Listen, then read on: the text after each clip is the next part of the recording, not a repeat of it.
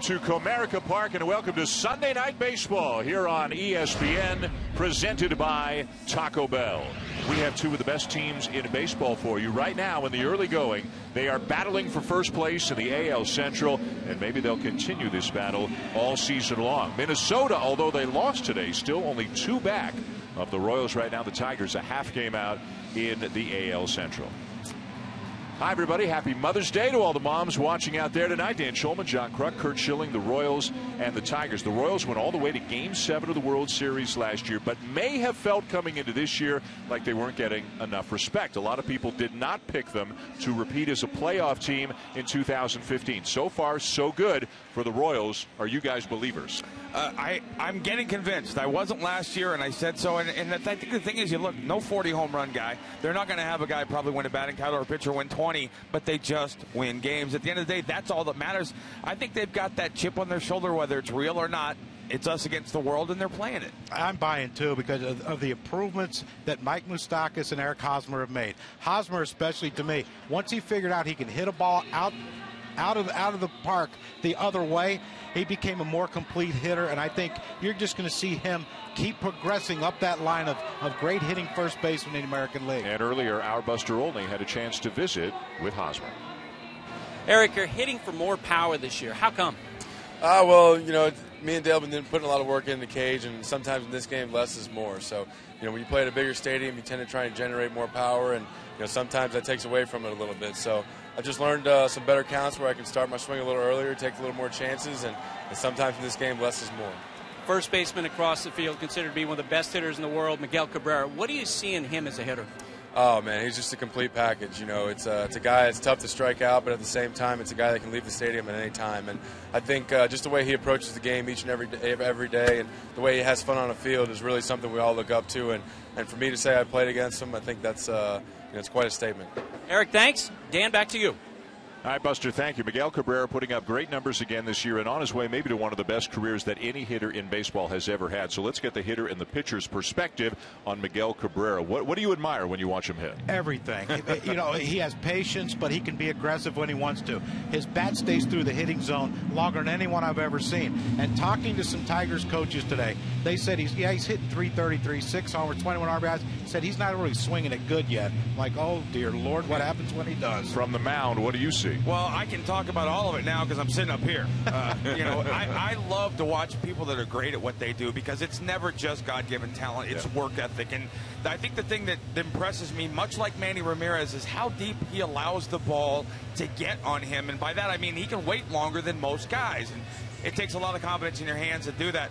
The matchup tonight is going to be a very unique one, though, with Chris Young and him. 6'10" Chris Young. Cabrera is only 2 for 16 in his career against Young. We'll see how the matchup plays out tonight here in Detroit. They've each won one so far this weekend. They will settle the series on Mother's Day tonight on Sunday Night Baseball. I love my mama. I love my mama. I love my mama. I love my mama. I love my mama. I love my mama. I love my mama. I love my mama. I love my mama. I love my mama.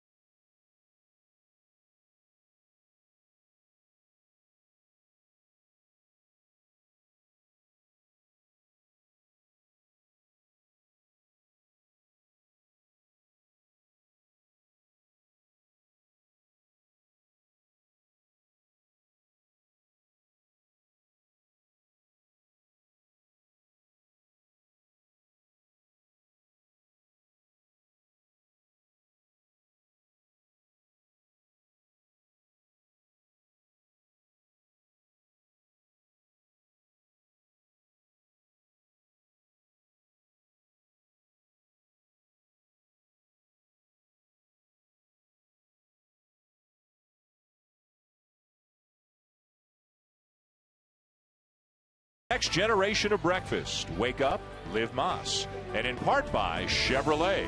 Find new roads.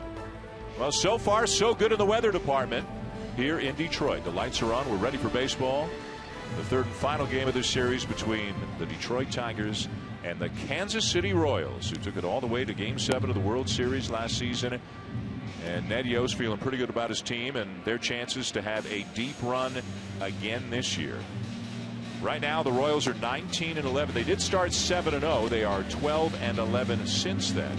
But one thing that's a little bit different, as we show you their lineup presented by Taco Bell, they're really piling up the runs this year. They're actually running a little bit less, hitting a few more homers. But Crucky, they're second in the league in runs scored. They're second in the league in slugging percentage. And they've got a guy who's turning into a star in Lorenzo Cain. Without question, turning into a star, not only offensively but defensively. But the offense has been there for Lorenzo Cain. When he first came up Milwaukee, watching him play, you thought this kid, if he figures it out, he's going to be a great one. And he's on his way to that. Schill on the mound tonight for the Tigers, a guy who after 3 starts looked like he was on an incredible roll. Shane Green gave up 1 run in his first 3 starts, and then in the last 3 he's 0-2 with an ERA over 16. What's going on? That's what pitching in the big leagues happens when you're, especially when you're kind of a younger innings-wise guy. Tonight, if I'm a Detroit fan, early first inning watch, the changeup. We heard Brad Ausmus talk about how he wants to see him use his changeup, but more importantly, he's got to be down in the zone. He's a sinker ball guy, both places, right-hander, left-hander. He's got to work to the bottom half of the strike zone. Jeff Kellogg's our crew chief and home plate umpire tonight. Brian Honora at first, Alan Porter at second, and Mark Ruperger at third here tonight as we are ready for baseball in Detroit.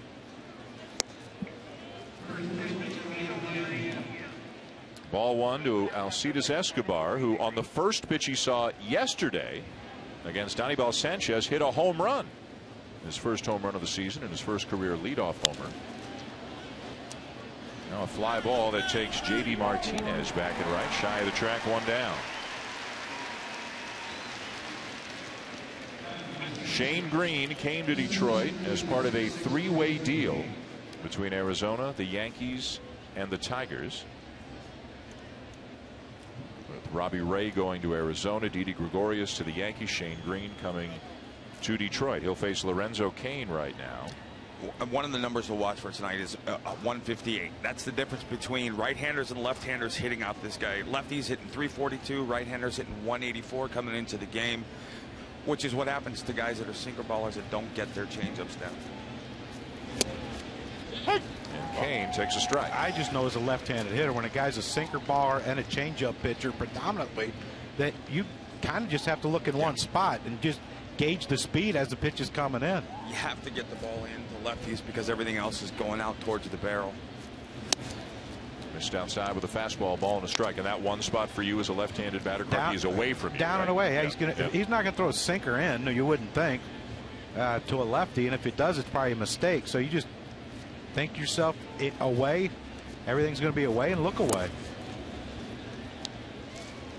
See a lot of pink here tonight. Pink sleeves, pink shoes, pink bats.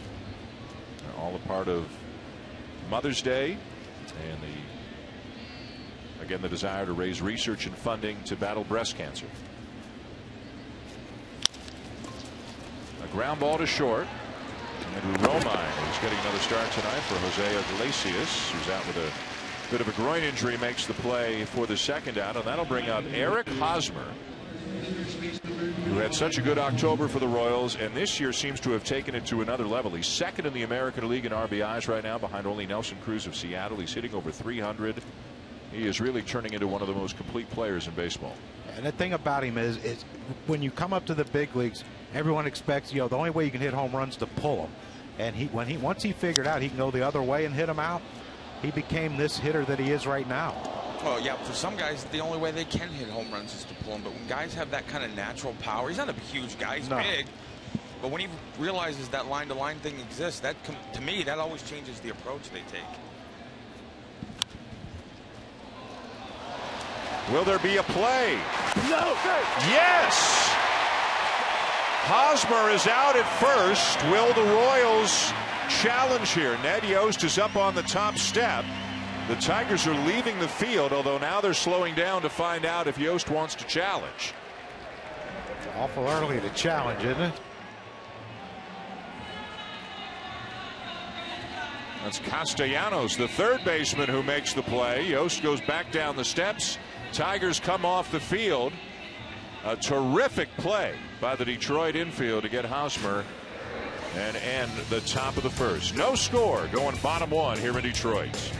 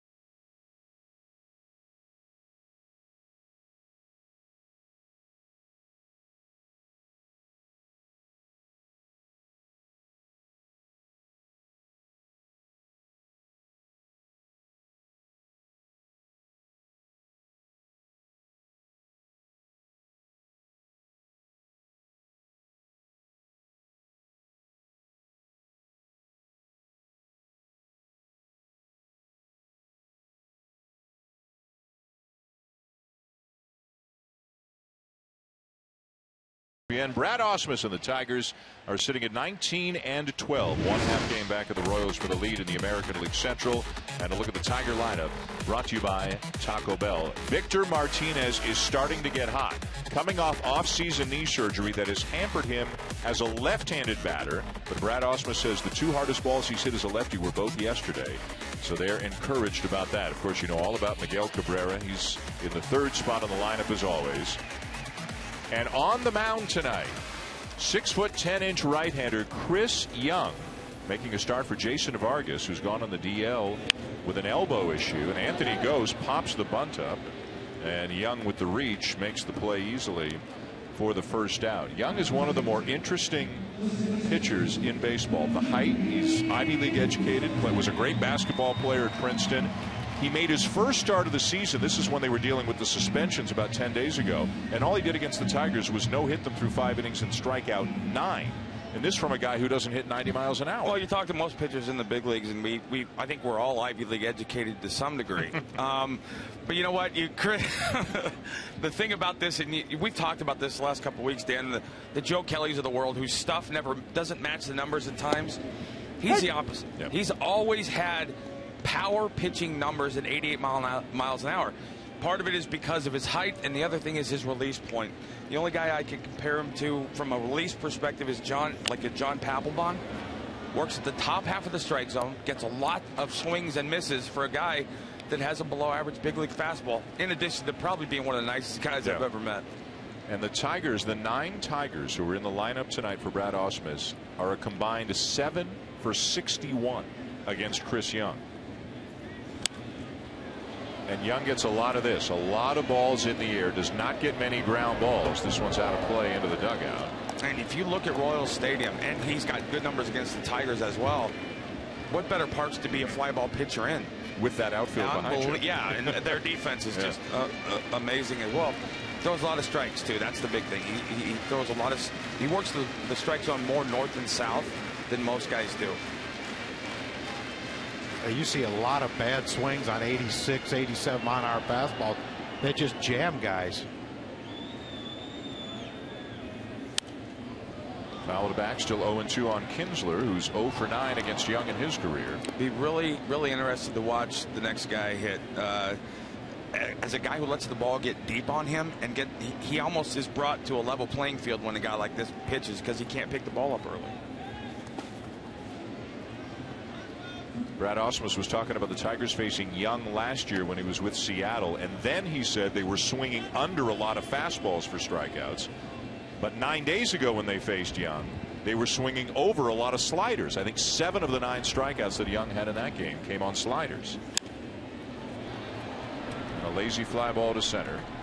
Just like that. 2 down. And now Miguel Cabrera.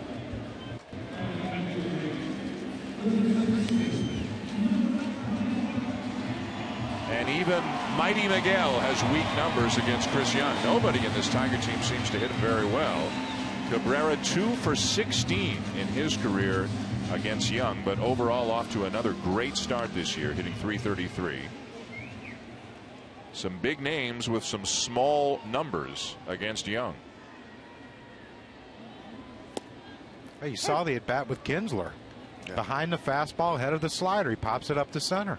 Behind the fastball like it's 95 and ahead of the slider like it's 70. That's the thing.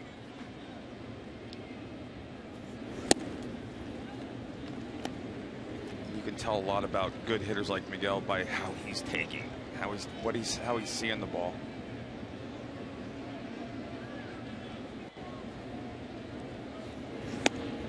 Little up and in, 2 balls and a strike. You see, that's 86 mile an hour from a guy who probably recognizes pitches out of the pitcher's hands quicker than anyone. And it wasn't far from being a strike, but yet he backed out of the way like it was going to hit him, hit him in the head. That's how the deception is and how difficult it is to pick up Chris Young. And is it just because his arm is kind of hidden behind him longer than most guys? Barry Bonds told me the second half of his career he didn't swing on my changeup because he could see it out of my hand. I guarantee you Miguel Cabrera's the same. Pitch recognition is earlier than everybody else's, but for a guy like Chris Young, it's not. He doesn't get that advantage off a guy like this because of where the arm slot is. Grounded sharply down to third. And Colon across the diamond to get Cabrera. Young gets the Tigers in order here in the bottom of the first. We're through 1 and we are scoreless here at Comerica Park.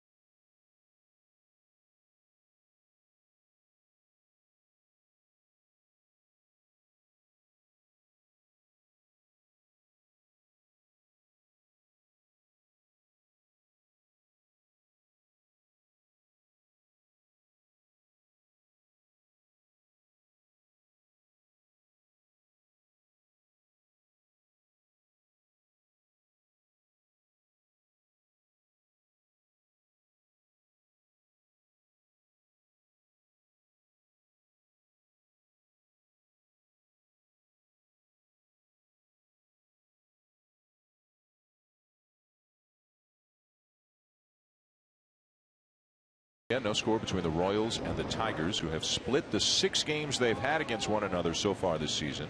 Split 4 last week in Kansas City, have split the first 2 of this series here in Detroit. will not see each other again after tonight until August. A couple of series in August and then 2 more in September as Kendrys Morales finds room even with the shift on and rifles one down into the right field corner. And Morales, who's off to a great start this year, is into second base with a leadoff double. Well, just being down is not enough, especially when you're a sinker baller. You need to make sure that ball's moving off the barrel to the end or from the hip to the corner of the strike zone. That's what Kendrys Morales brings when he's healthy. That short, quick stroke just gets it over the glove of Castellanos right there. His hands look good. Great hands. He has phenomenal hands. That devastating ankle injury after hitting a grand slam derailed what could have been a really, really good career. The leadoff double for Morales, and now here's Alex Gordon, Kansas City left fielder, 4-time Gold Glove Award winner, hitting .284 so far this year.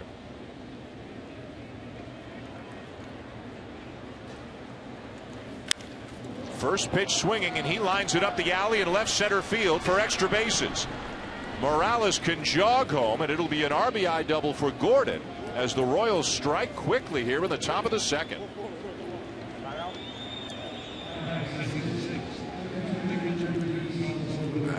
Well, normally in this situation, if you're Alex Gordon, you got a leadoff double by Kendrys Morales. You want to try to get him over, but this is smart hitting. A sinker baller with a changeup that usually are away. He kind of center cut that one for Gordon, and Gordon just drives into left center field. And you know, even if Ghost could run that ball down, Kendrys Morales more than likely could have tagged up from second and got there. But this is the way that the Kansas City Royals are hitting now. They're left-handed hitters, especially Moustakas, Hosmer, and Gordon. Let it travel, let it get deep, and try to hit everything the other way. And if it comes in slow like Morales did, let's pull it. But our aim is to left center field, and that's what Gordon just did there. So 2 pitches and 2 doubles for the Royals here in the second inning, and they've got an early 1-0 lead. The batter is their outstanding young catcher Salvador Perez, hitting .306. As a right-handed sinker baller, especially in the big leagues, you have to be able to make things go that way to a lefty, because almost all of your stuff, fastball, changeup, is going to break that way, and that's the barrel of the bat. I haven't seen him throw anything. He throws a slider down, but it's not really coming into a lefty, so I'm not sure lefties are real worried about getting fisted or jammed. And a strike to Perez, 1-1. And this is going to be an interesting at bat for Salvador Perez. Off to a good start, but you know, is he going to look to hit the ball inside out? The ball, that sinker, even that slider right there was in, to hit one the other way to get Gordon to third. He's been outstanding with runners in scoring position this year. 14 for 30, 467. Big swing and a foul off, and it's 1-2. Not sure the Royals are buying into that. Let's get him over, get him in thing. They're up there hacking away at it. But I think that's one of the things. If you're not going to hit home runs, I don't think you can give away outs, sacrifice. And I think these guys know that his job is to get the runner to third base. And you trust your athletes to do the right thing in a situation like this. Yeah, that one didn't look like he was trying to get him over. I think he was gapping that one. Maybe he was trying to get them both in. Yeah.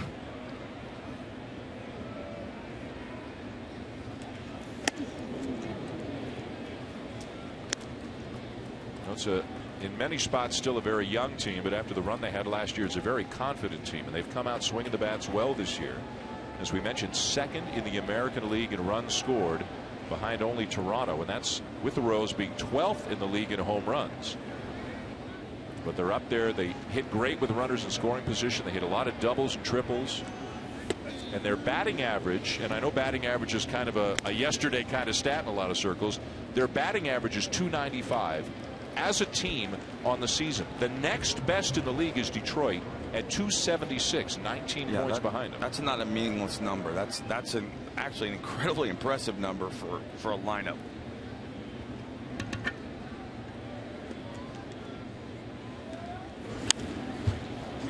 In the air to center. And this will not advance the runner, one down.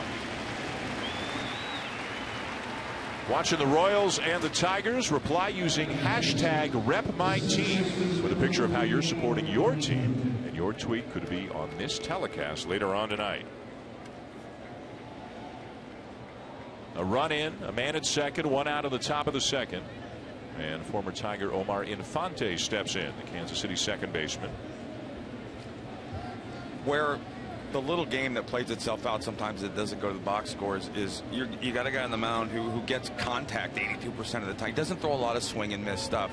So getting that runner to third right there becomes, to me, crucial, because he can't go back and reach back for a strikeout necessarily at the times when he needs it. Don't be surprised if at some point in this at bat Alex Gordon might think about stealing third. Kinsler is coming over a little bit to try to keep him close, but Romine is out in shallow left field, so if he gets a read on Green, he might be running.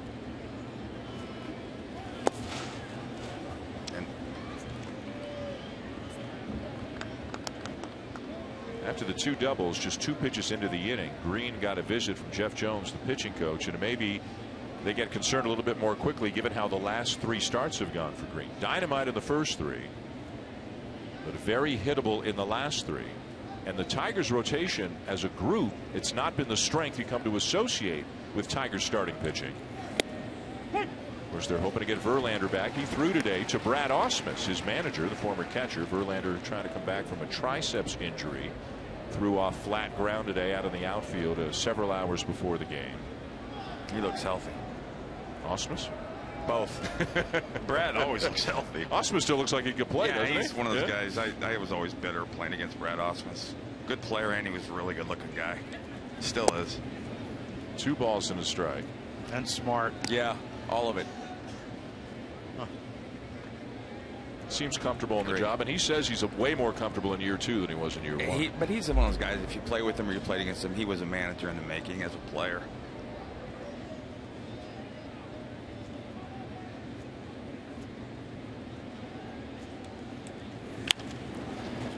One hopper out to short. Another play for Romine. 2 down. Well, show you said Verlander looks healthy. Tell us what you saw before the game. For me, whenever I was hurt or whenever you're watching guys that aren't hurt throw, you always look at the end of the delivery. He's talking about his slider curveball where his hand is at the end. But if you look at the way he finishes, that his throwing hand coming around and going through accelerating through there a little bit. That to me is the big one. He's not happy with the way the pitches are acting, which is fine because he's letting it come out of his hand good. Still, I think, going to be a long ways off.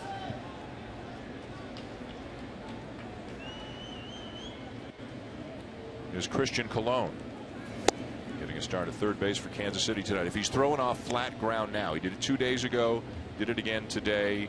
If everything goes well for Verlander, in your opinion as a former pitcher, how long till he's back pitching? Probably middle of the end of next month, maybe. You're looking, he's going to throw again tomorrow, and then you have several steps in the progression of him getting back into pitching a big league game.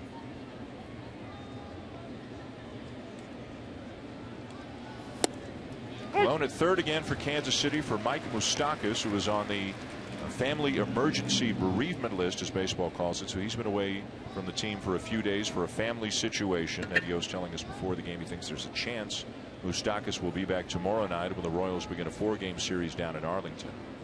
Hope everything works out there. Breaking ball, Squib. It's coming back fair.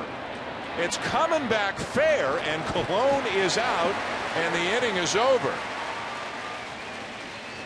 You don't see that every day. Good reminder, never give up on the baseball, whether you're the hitter or the fielder. That ball's 5 feet foul and comes back, and the inning is over.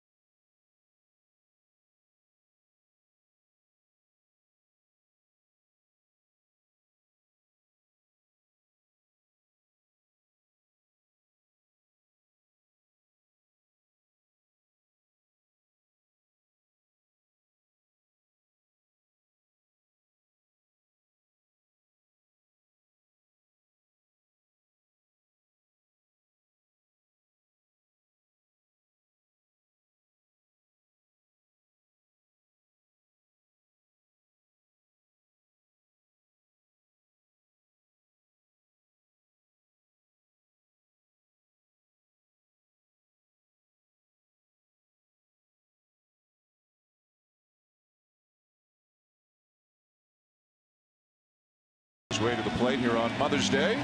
Sunday Night Baseball on ESPN, and the Royals with a 1-0 lead.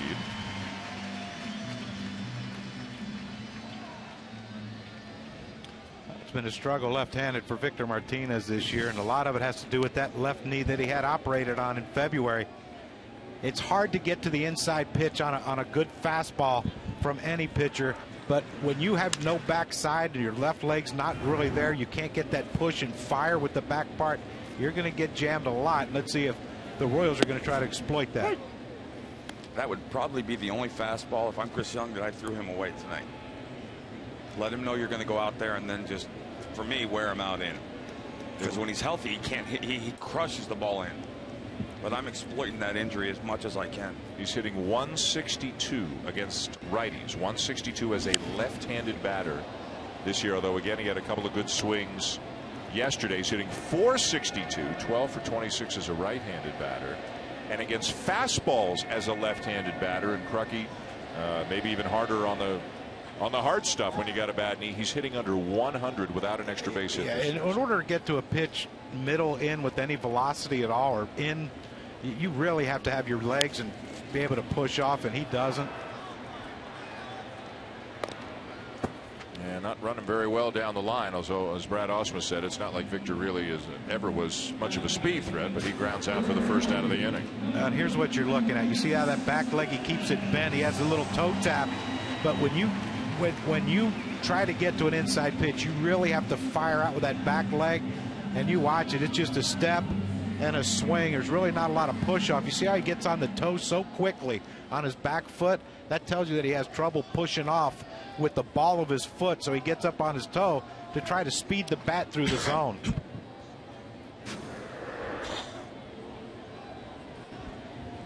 One out. Here's Yoenis Cespedes. Takes a fastball right down the middle for a strike. I'm good. Yeah, you're right. No, I'm not all right. But what can we do for you? I'm good. I'm good. I was trying to back up Crucky's point and just couldn't get it out. It was so good we didn't need you there. Yep. That happens more often than I'd like, I think. Hey, you're alive. True. Well, after that cough and fit, you might have kicked over on us, but you're still here. So ground ball down to third. 2 down, and 5 in a row set down by Young to begin his evening. Tomorrow night, Monday Night Baseball on ESPN, and watch ESPN beginning at 7 Eastern time. It'll be the Atlanta Braves and the Cincinnati Reds from Great American Ballpark. Baseball rules on ESPN.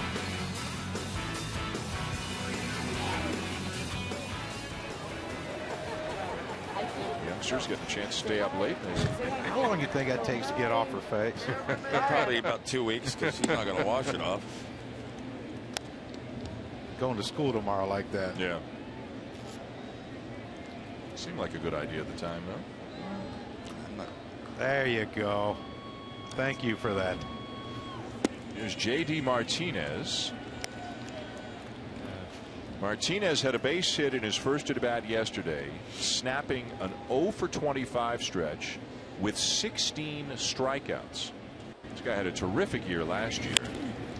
Brad Ausmus saying his last 4 or 5 at bats have been better. He's been expanding the zone a little bit, but we actually had Elias Check and 2 players last year had streaks like that. 0 for 25 with at least 16 strikeouts. Tyler Flowers and John Singleton. It's a little more common, I think, than we thought it would be. I think I had a couple. Well, you're a longer pitcher than that. Well, he's looking a little better. And he's thinking 2. And he is safe at second.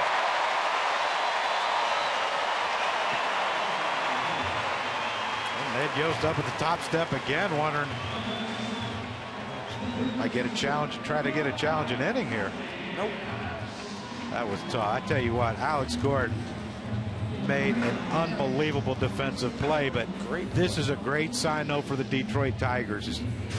Finally getting something off Chris Young, which they haven't really hit a ball hard yet off of him. But J.D. Martinez, you see him just, he gets that foot down and he gets out in front of one and gets that top hand roll over to get that kind of topspin lob going to left field. He hit that ball pretty hard, but tell you what, Alex Gordon, you wonder why he's won 4 Gold Gloves. Yeah, he might have been out.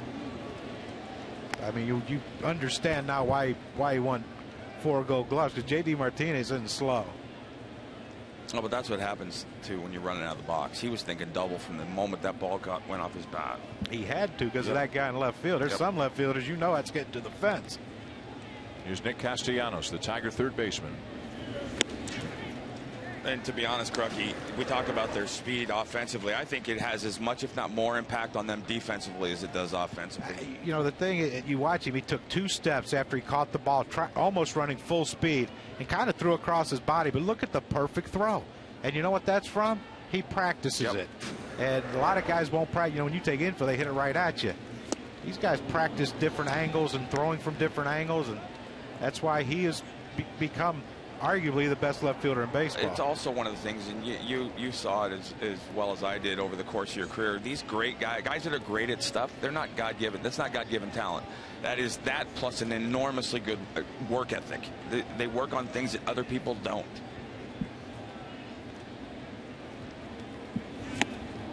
Another swing and a miss at an 86-mile-an-hour fastball right down the middle of the plate. He's 2-0. He throws 87 just like that, swing and a miss, in 86. And again, he is John Papelbon's the only guy that comes to mind, but they get reaction as if the ball is 5 to 10 miles an hour harder than it actually is. Slider grounded to short. Escobar with a good strong throw to get Castellanos. And the inning is over. 1-0 Royals over the Tigers at the end of 2.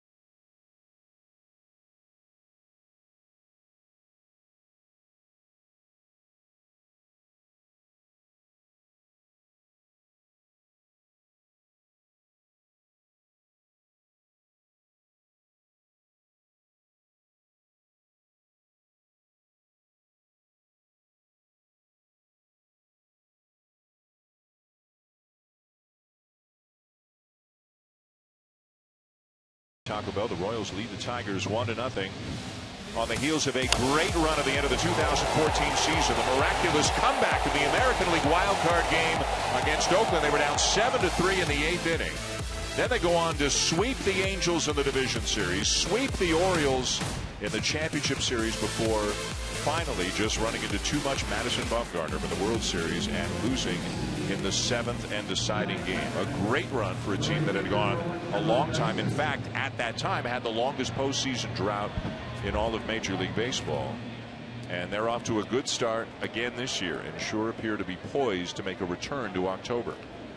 Yeah, they were a lot similar to the '93 Phillies team that went to the World Series. The thing with them is this year, following a dramatic loss in the World Series like they had, like we had, we were old, except for, you know, Schill and a couple others. But, you know, we knew we had 1 year to do it and 1 year only. And, you know, these guys here, they're so young now. And, you know, when you have that experience of getting there and being successful in getting there, now all of a sudden it's, okay, game on. We know we're good. Let's go compete. Is there a difference for a team between being the hunter, which they were last year, and the hunted, which they are this year. Well, I think they've managed to take that us against the world mentality into this season. I think they felt disrespected in spring training, probably rightly so. Nobody's picking them to go back, including me. But like I said, no 40 home run guy, no 20-game winner, but they just win. And at some point that becomes they show up to the ballpark as soon as a team like this shows up expecting to win, things change, and I think that's exactly what they do now. You know, the amazing thing is that they're down 7-3 in the 8th inning against John Lester. Whoever you are, that whatever team it is, you lose that game 99 times out of 100, at least 99 times out of 100. History's completely, now they did it, so they deserve. But you know how different, what might have happened if they don't win that game, and give them all the credit in the world. They never gave up. They got every base, every pitch, every out. They maxed out in that game against Oakland and just willed their way to victory. I've always thought the best teams win in October. The best teams, not the best stats, the best offense, the best teams. And they found a way to win every game they had to win last year, which is, to me, what the best teams do. They were 48-50, and then went 41-23 the rest of the way. When it mattered most. Yeah, it was an amazing run. A pop-up off the bat of Escobar. And, of course, the tying run, they were only 90 feet away. Right. 90 feet away.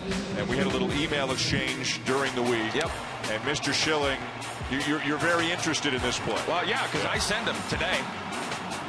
Being able to look back a couple months, I send him after and the reason I said then I send him is because I don't plan. Madison Bumgarner's not going to give up 2 hits in that. I take this shot, and he's probably out by 50 feet because Brandon Crawford has a cannon. Yeah. But you know what? I'm pushing it at that point because Mike Jersley, the third base, even though Gordon is 2 steps from third when Crawford has the ball. Right.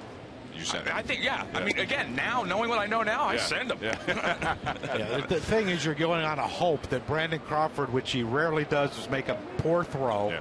And for Buster Posey, who's normally very sure-handed, to either miss it or not block the plate or have someone slide around him and miss a tag. That had a lot to ask for. What you had it set up for was for that new rule, the home plate collision rule, to be the deciding play of the World Series. Yeah, I can. Can you imagine? The Giants are trying to celebrate, and then all of a sudden it's, hold on a second. Top step. Yeah, we got to wait. Yeah. 1-1 to Cain. Off the end of the bat foul, 1-2. But this is a line. I look at the lineup, and I'm trying to look at this lineup as a game plan. How would I game plan these guys? They don't swing and miss enough for me as a pitcher. Yeah. As a guy who, my second best pitch was a ball, but I tried to get people to swing. These guys put the ball in play.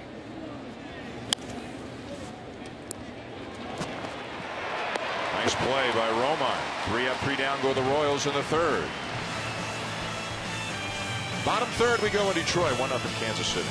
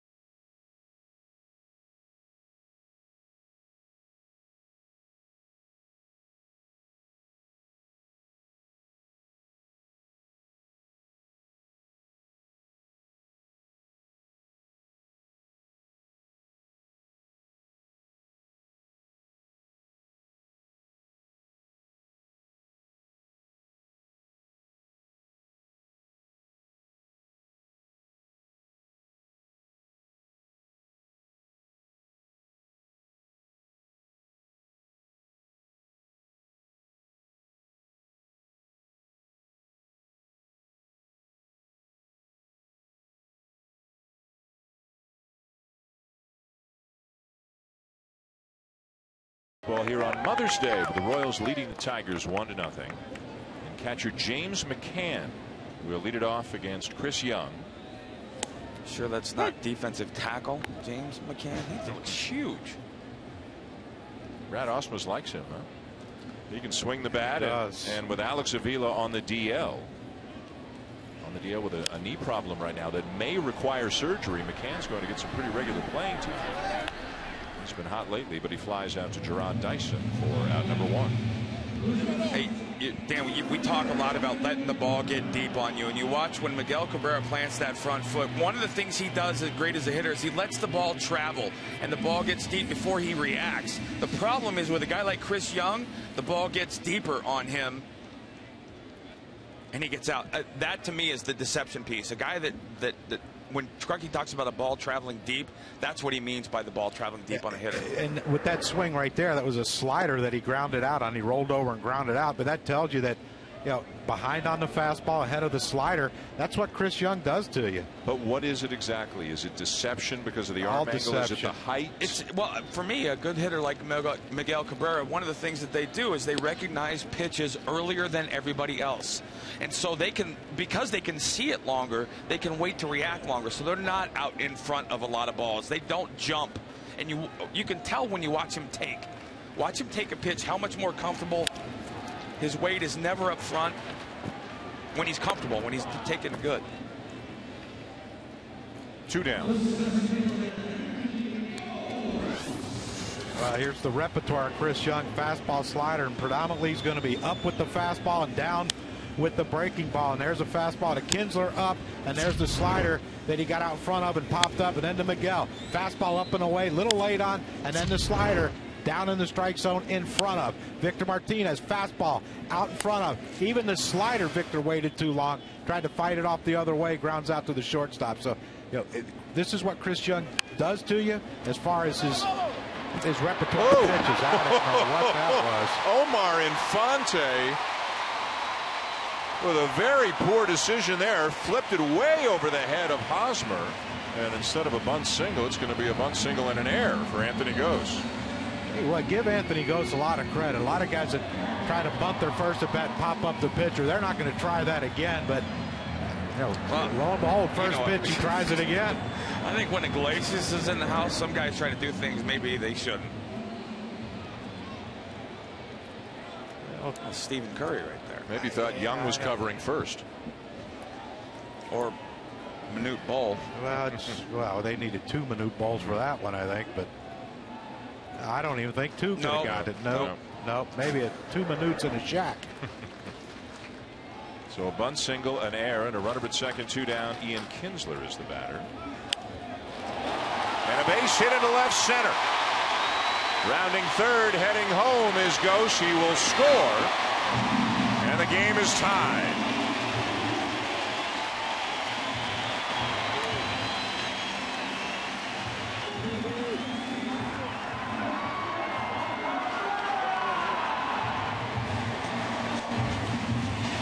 Now Cabrera. Grounded out his first time up. 2-time MVP, Triple Crown winner, 9-time All-Star.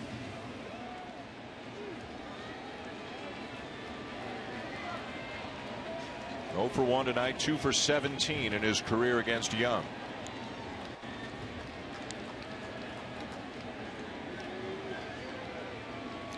What, the Tigers aren't waiting around now.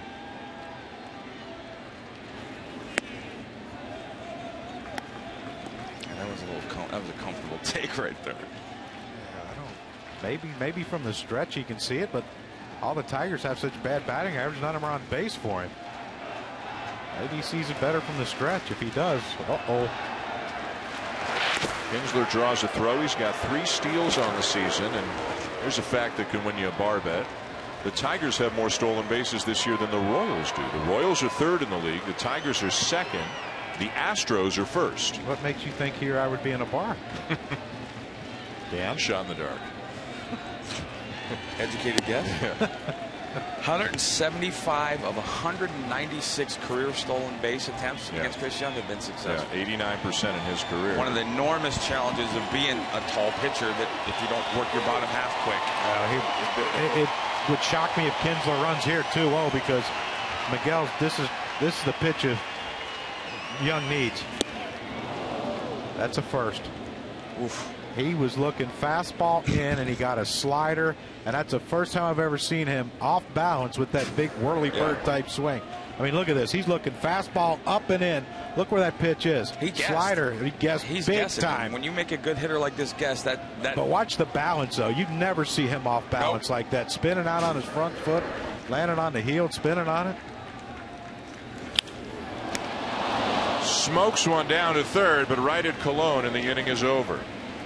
A laugh shared between Cabrera and Perez. A run for the Tigers to tie it at the end of 3.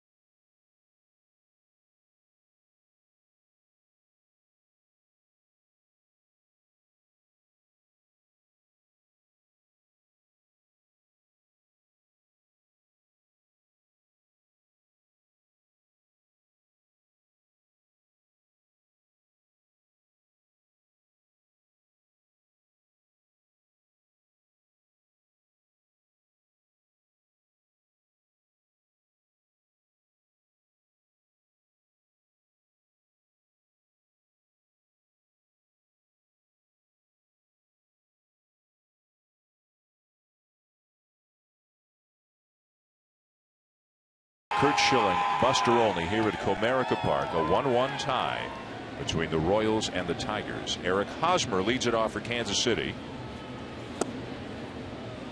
Hosmer grounded into a 5-3 put out in the first inning, but that 5, Nick Castellanos, the third baseman, he's out in shallow right field right now. That's how the Tigers do it.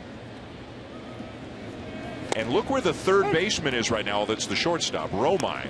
Look where Romine is. He's over closer to third base. As you get a look to see why the shift is on, as Hosmer hits the majority of the balls to the right side.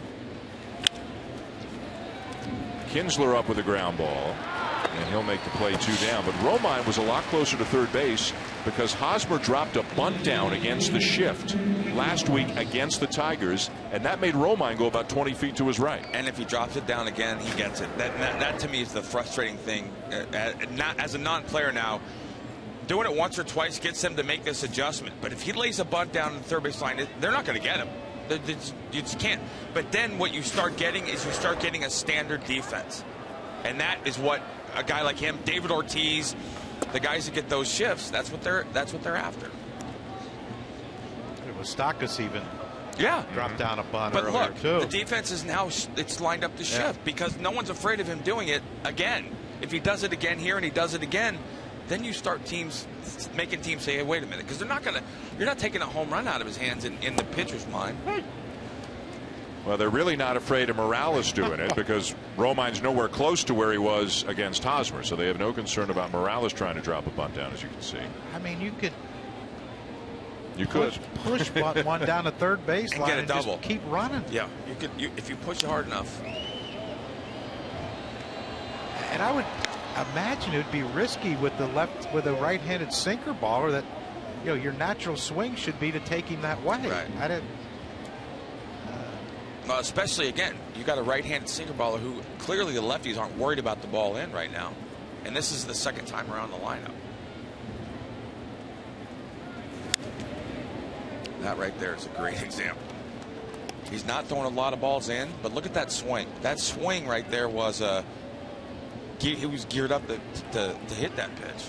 Not surprised by it. This kid's got good stuff, too. He struck out over a batter per inning last year. Hasn't reached that same kind of numbers this year. Last year he had 81 strikeouts in 78 innings with the Yankees. This year, coming into the game tonight, just 21 strikeouts in 34 innings. That was the pitch right there. He's trying to get that. That ball doesn't run in on lefties. It runs down.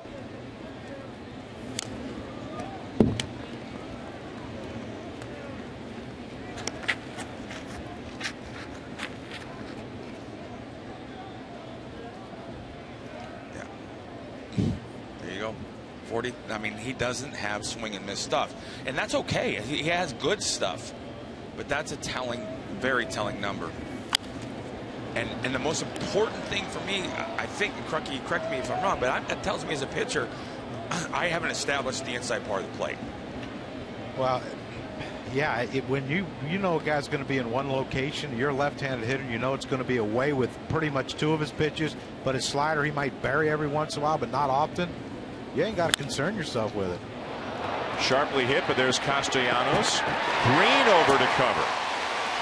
So it's 5-1 on the putout as Morales hits it into the shift for out number 2.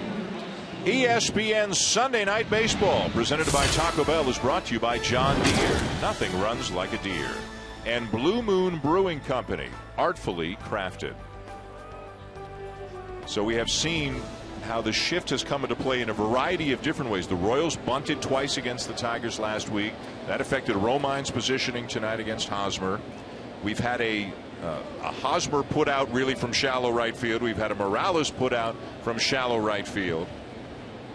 And here's Gordon, and they don't have the shift on Gordon because they're obviously the numbers show that Gordon uses the whole field much more than Hosmer and Morales do. Even the double by Morales was Castellanos actually jumped for it, thought he might have a chance. I just always felt like, hey, listen, if you bunt when they put the shift on you, eventually they're going to stop. And that's not that hurt. Foul ball. But that's not randomly. Do it every time, and eventually it will stop, and you'll get more hits as a result because of where you do hit the ball when you swing. No matter who you are, if you're, I don't know. But like. Well, especially leading off an inning like Hosmer was. You lay it down, you're on first base. Now, they can't shift if he's on first like they just did, so the ball Kendrys Morales hit, now you're looking at first and third.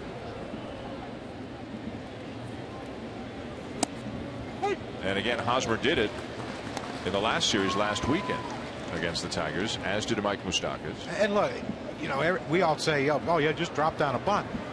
It's not that easy because how many times do you think Eric Hosmer and Kendrys Morales have been asked to bunt? It's not an easy thing to do. Yes, he did do it, but it's not that easy. Cabrera feeds Green, and the inning is over. 3 groundouts for Shane Green to the bottom of the 4th. Victor Martinez will lead it off for the Tigers in a 1-1 tie.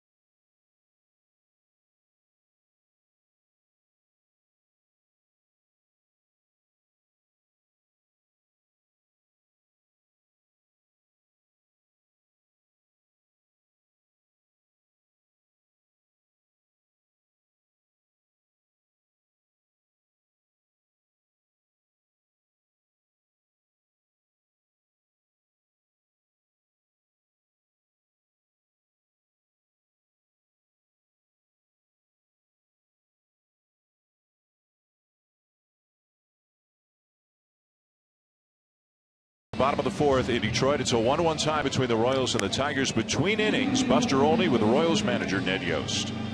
Ned, what do you see in your at-bats against Shane Green? Well, you know, since the pitching coach has gone out to the mound, he's only thrown one fastball for a strike. So I think he's trying to expand with his fastball and mixing his secondary stuff in a lot more. We're going to have to make an adjustment.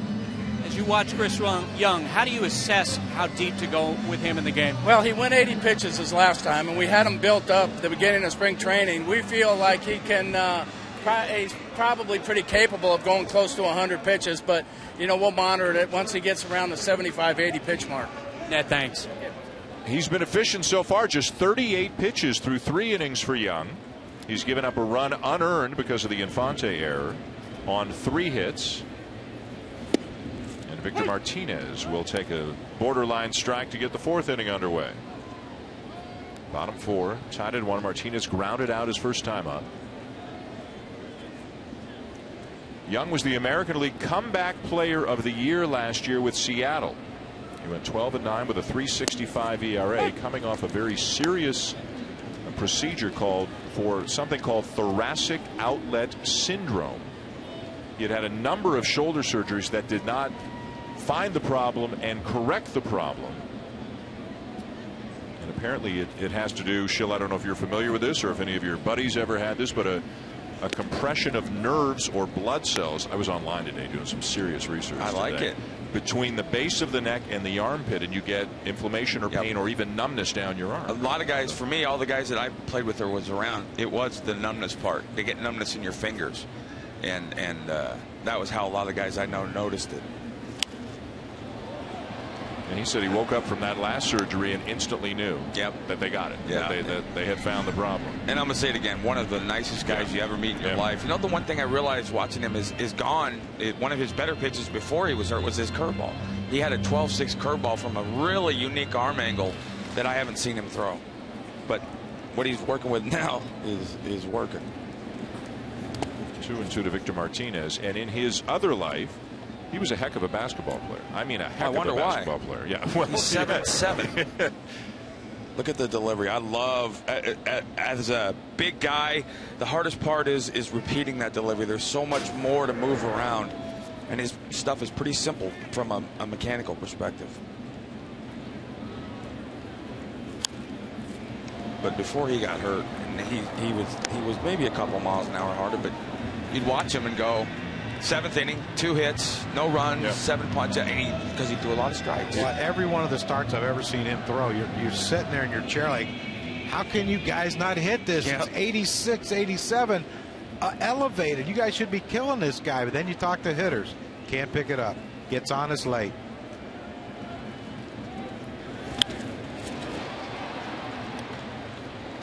Martinez retired, 1 down. I think my favorite stat of the night is that if you had to guess a pitcher, an active pitcher who's got the lowest opponent's batting average in all of baseball, you might guess Clayton Kershaw, and you would be right. This guy's second. 1,000 innings or more. This guy's second of everybody in baseball. Keep going. No one knew it. I mean, again, this is everything he does is deceptive, and you watch these guys hitting.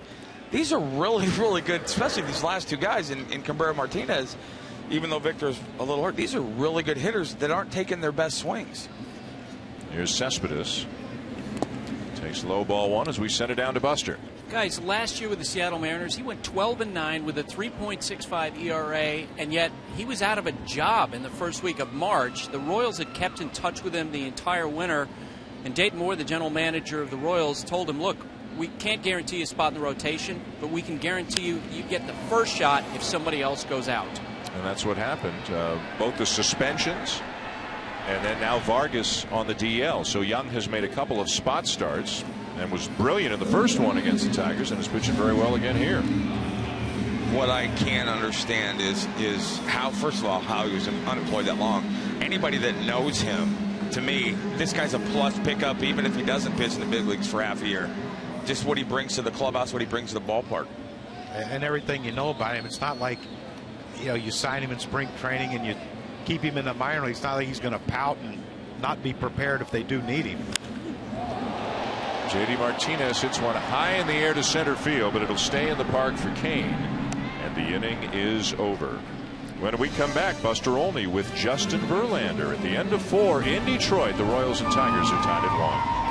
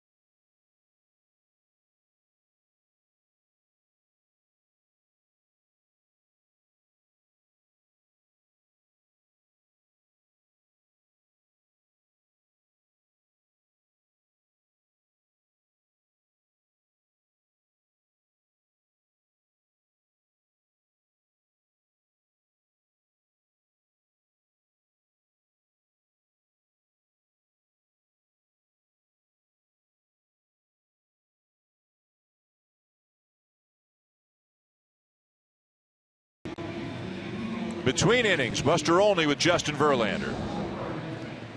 Justin, you threw from 120 feet today. How are you feeling? Feeling really good. Really anxious to get back out there, but I got to take it one step at a time. But so far, so good this time around. Feeling much better, so hopefully be back out there soon. What's your sense of a time frame for you? It's kind of tough because you kind of, like I said, step by step. So it just depends on how the bullpens go, and then hopefully a sim game and start and ready to go. What are you seeing in Shane Green tonight? He's looking good. First inning they ambushed him a little bit. Got a couple quick doubles, but he's keeping the ball down and inducing ground balls, which is what you want to do as a sinker baller. So hopefully it'll be a great game for him and a good day for the Tigers. Justin, thanks. Yeah, happy Mother's Day. Right back at you, Justin. Top of the 5th, tied at 1. Salvador Perez leads it off against Shane Green. Tigers obviously wanted to get Justin Verlander back as quickly as possible, and I don't think anybody really knows what Verlander you're going to see. Now, the one I saw playing catch today, look, ball's coming out of his hand good. It looks like he feels good. But you heard him talk about taking it cautious. Well, and, we spoke to him in spring training. We were doing the bus tour, and he said that this winter was the first winter that he could actually train because of the abdominal surgery the prior winter. I mean, if he can regain some of the velocity that he's lost and get maybe not all the way back to when he was the best pitcher in the game. Maybe that's not realistic with the the number of pitches and innings that he's thrown. But if he can get back to being close to that, the Tigers would love it because, as we mentioned a little bit earlier, their rotation has not been as good as it normally is. David Price is 3-1, got a 3.30 ERA. A guy who's done a great job for them. He's been the fill-in guy really for Verlander is Kyle Lobstein. He's 3-2 with an ERA of 3 in 5 starts. But Shane Green's been scuffling his last 3. Alfredo Simon's ERA is over 5, and Anibal Sanchez's ERA is over 5. That's amazing, the last 2. They both present a pretty good arsenal of pitches. There's Perez with a bouncer to short. 1 down. Now, one of the issues with a sinker ball is you have to make left-handers. I think you have to make left-handers aware of the ball in. And when all of your energy is going, look where his hands are, which that's fine. But look where this glove goes. It goes around and behind, and it pulls him out instead of pulling. A lot of times you're supposed to pull that glove back into the body, and he's not. He's pulling that ball pulling that glove to the left. Creates a lot of sideways momentum, and again, it's almost impossible to make a ball or control a ball to go at a left-handed hitter from that arm angle and from that energy. 51 pitches in before he got a swing and miss tonight. You know, the funny thing is he got 3 up, 3 down in the first, then he gave up doubles on back-to-back pitches to open the second. Got a visit from his pitching coach, and since then has retired 10 in a row. Yep. Yep. Well, and he throws fewer pitches per inning than just about anybody in the big leagues because he's around the strike zone. But, you know, I talk about doorway and that energy of coming through it, and for me it's this, right? I want everything that I do to finish inside there, and when you start going in that direction, that's when bad things happen. Another ground ball. Kinsler charges, 2 down.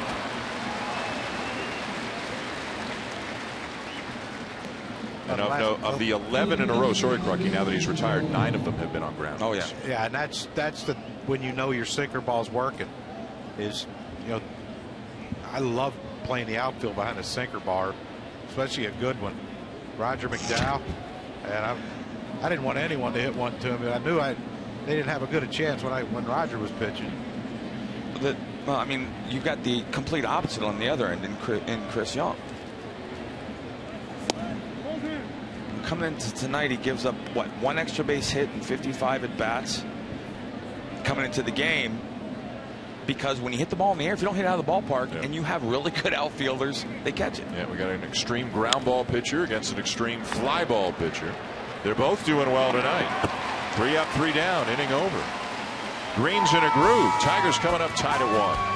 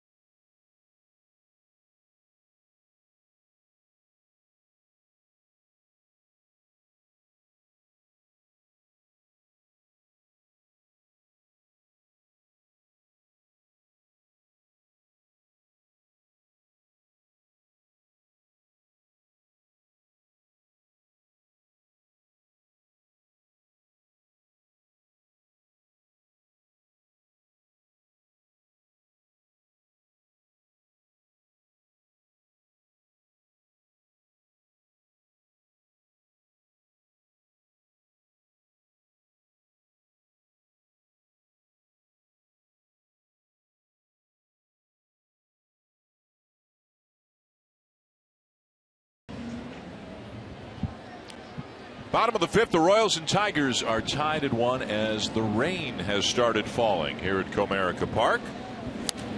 First pitch swinging to Castellanos, fouls it off. Tarp was on the field before the game. Neither team took BP. Got through about 4 innings without any precipitation, but now just kind of a light drizzle here in Detroit. And you definitely want to be the fly ball pitcher in this game now. Castellanos grounded out his first time.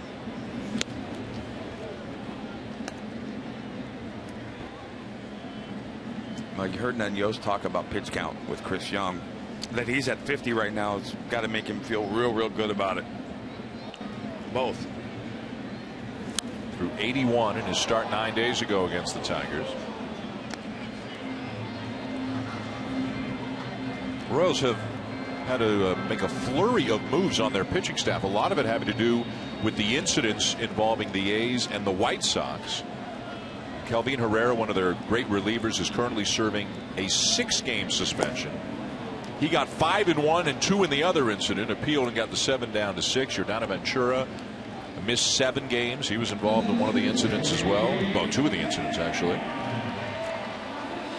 So they've had to adjust on the fly. But boy, when everybody's reinstated and everybody's healthy, this is a terrific pitching staff. The bullpen actually is deeper and probably even better than it was a year ago, which is scary. This has allowed everyone in the world to see Ryan Madson, a healthy Ryan Madson, and that to me, Crucky, I don't know.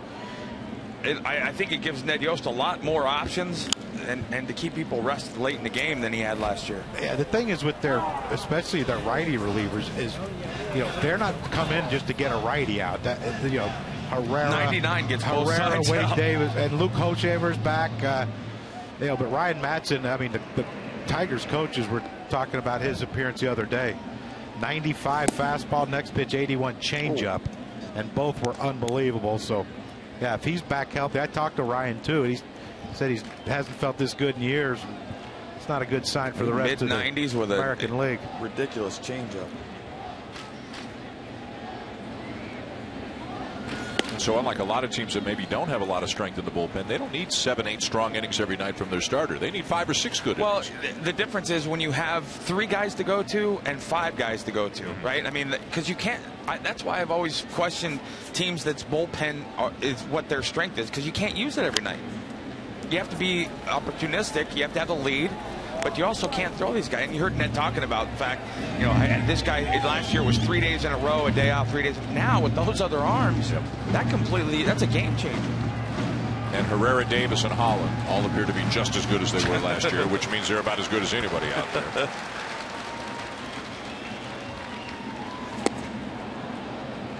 Two down as we go down to Buster. Guys, you talk about an improbable journey with Ryan Madson. He was actually at home in California, retired last summer, and he was working with youth pitchers. And one of the fathers of one of the pitchers he was working with was talking with Jim Fregrosi Jr., I know Schill and Crucky know, who actually was a scout who drafted Madson out of high school. And the father kept telling Jim Fregrosi Jr., look, you got to see how well he's throwing. And he kept on being asked, do you want to pitch? Do you want to pitch? And Madson kept saying, no, I'm done, I'm done. And then on December 31st, he texted Jim Fregrosi Jr. and said, you know what, I want to give it a try. And they brought him into camp, and lo and behold, here he is, resuming his career. Missed 3 full years.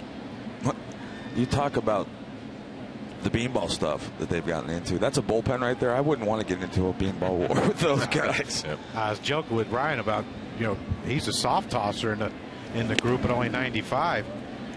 That's, man, you're bringing 95 to 101 out there. And, speaking from experience, losing games after the 7th inning, it might be one of the toughest things to overcome. Well, there were no strikeouts in this game for either pitcher until this half inning.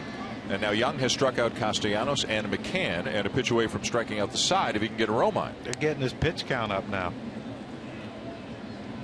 I was joking, Dan. That was a joke. And that was a crock joke. Well, they're trying to get him out 100 pitches, so swing. Off the body of Escobar into shallow center. And Romine reaches.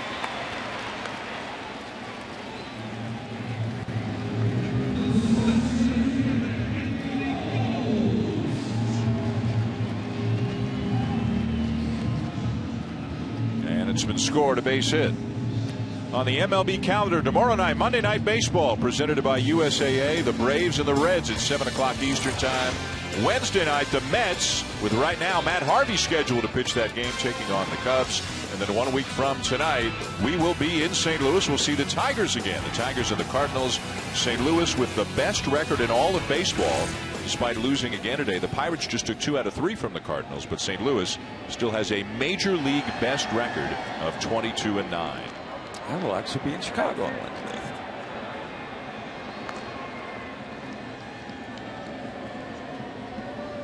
Here's Anthony Gose. He has popped up trying to bunt and then reached on a bunt single and scored. This is a trade that's really worked out nicely for both teams. Anthony Gose coming over from Toronto, and he plays predominantly against righties, gives them some great speed, good defense in the outfield. And second baseman Devin Travis, who played at Double-A last year, has gone to Toronto. And it's awfully early, of course, but right now would be the front runner for the American League Rookie of the Year. He's putting up some big numbers for the Blue Jays. Something else. Dave Dombrowski, the president and GM of the Tigers, looks on. Runner goes. Throw down by Perez, and not in time. Salvador Perez has thrown out better than half the runners who have tried to steal against him this year, but he couldn't get Romine. That was impressive that he even made that close. That was a great jump. Well, Romine got a good jump on the pitch before and then stopped and goes fouled the pitch off. But here it's just straight steal, head down running, and that pitch up and away. You'd have to catch, turn your shoulder, and try to make a good throw. See how close he made that play with a great jump and a slow delivery by Chris Young. There's a reason he likes Yadier Molina.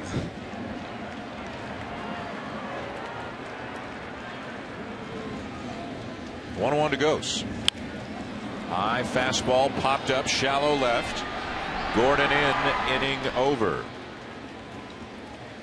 Got a nice story coming your way about Lorenzo Cain when we come back. Mother's Day Sunday Night Baseball in Detroit.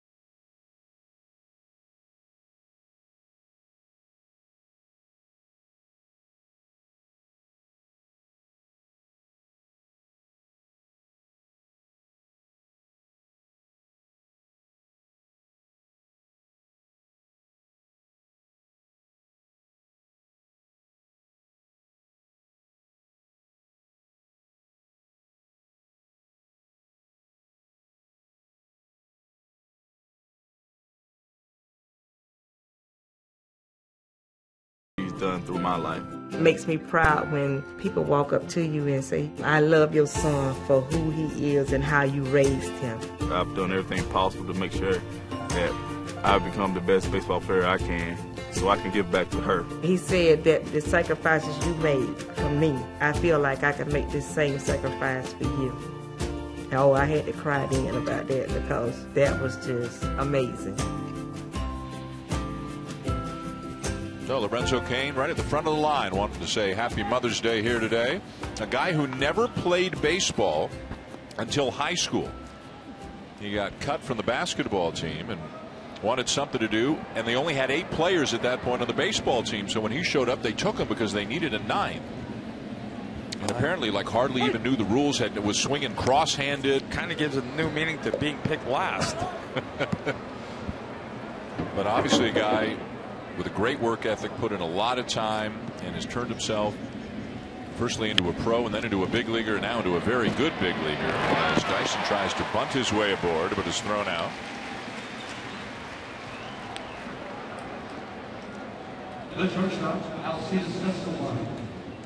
The Royals still will use their speed, and a guy like Dyson likes to do it a lot.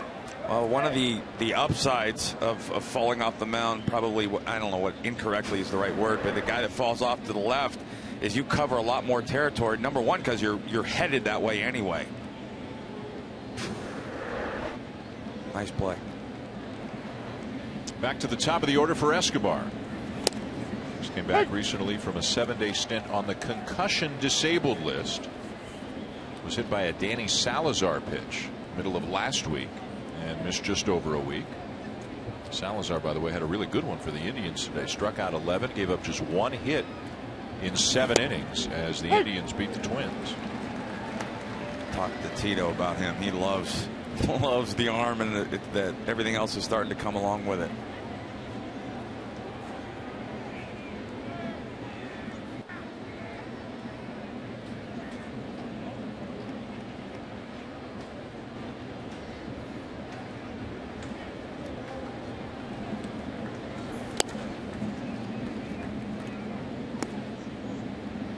Escobar's flied out and popped up.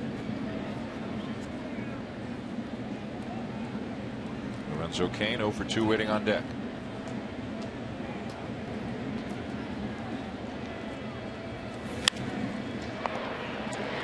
Now the ground ball.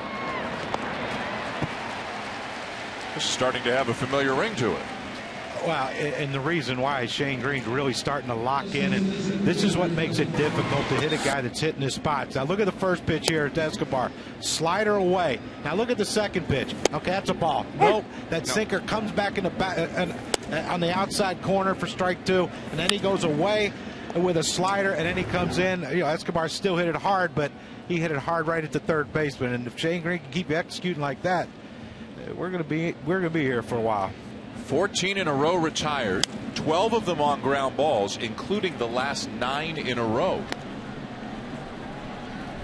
But Escobar gave up on that 0-1 pitch because he thought, okay, he's throwing another slider trying to get me to chase, and it runs back in on that outside corner, and now you're protect mode. Well, it's also one of the reasons why defensively you're seeing so many shifts, Dan. So many different things done defensively. He doesn't get guys to swing and miss, and he can have a night where he throws the same stuff he's throwing tonight and have given up 9 hits by now. A lot of it has to do with where the ball's hit. So what you do is you key in on the hitter's tendencies, and you have a pitcher that can hit a spot, and you move your defenders to where you know he's going to hit the ball if you make the pitch.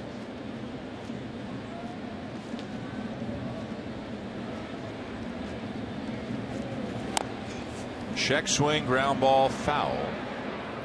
Remember, Green had 3 great starts to begin the season, then 3 terrible starts after that. 3 up, 3 down in the first tonight. Back-to-back doubles on the first 2 pitches he threw in the second. Got a visit from his pitching coach, Jeff Jones, who obviously said the magic words because he's retired 14 in a row since that moment.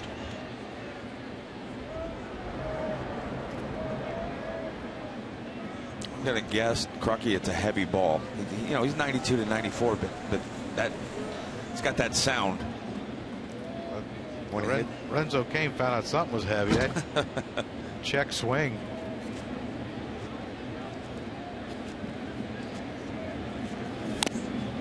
Wow. Ball might have hit him in the belt buckle if he didn't swing at it.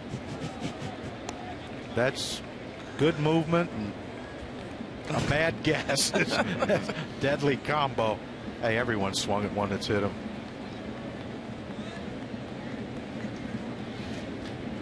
Not sure that's going to work well.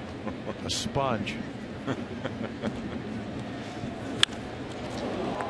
Nice stop by Kinsler. Inning over. What a good play.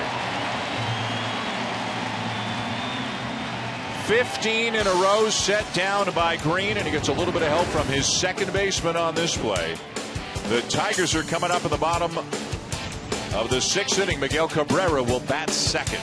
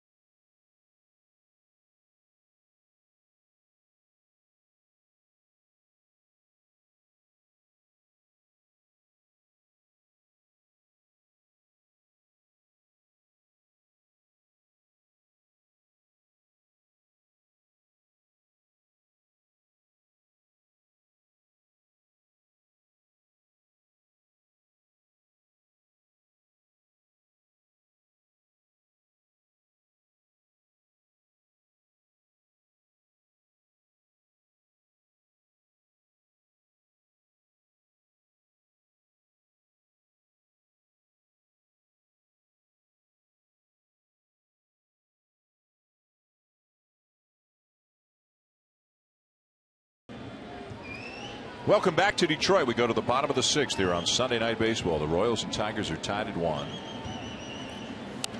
As Ian Kinsler, who made a terrific defensive play in the top half of the inning, leads it off. Yeah, and the thing about it is, Dan, you mentioned it's raining and the outfield grass gets a little wet.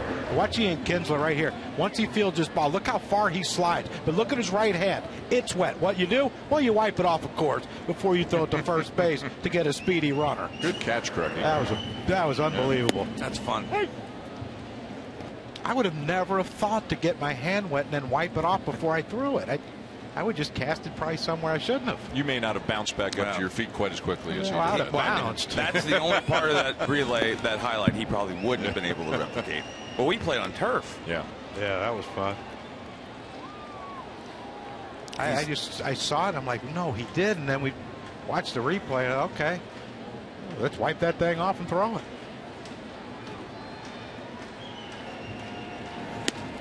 Two and two. Now, one of the reasons why Chris Young has been successful, I'm sure, Shill, you can speak to this. He gets those first batters. Well, for young pitchers that are starters, and especially for guys coming out of the pen, that first hitter is everything. Because it's very hard. When you get that first hitter out, you're always one pitch away from a double play to end the inning, no matter where the base runners are. First 3-ball count of the night, and the full count pitch fouled back. Miguel Cabrera, you saw waiting on deck.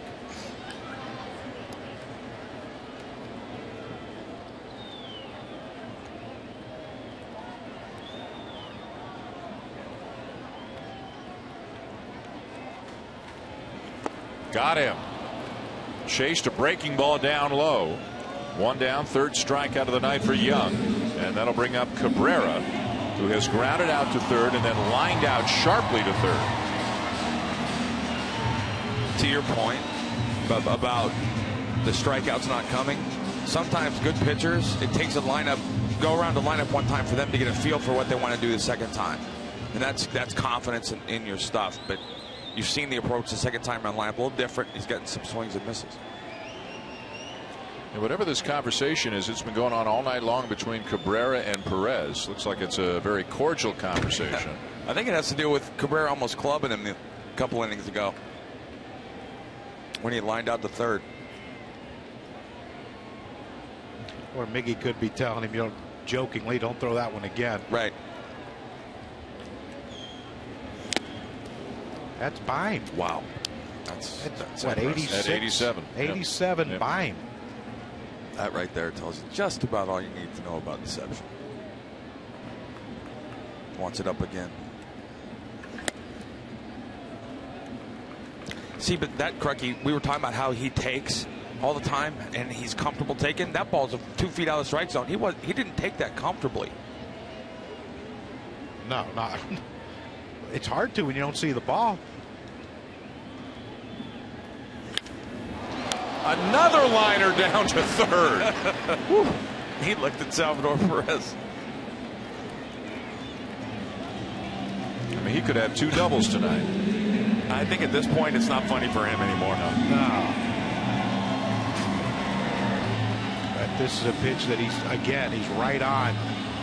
And look at Colon. But now look at this reaction right here with Salvador Perez, because the last time he tried to swing his bat and almost clubbed him.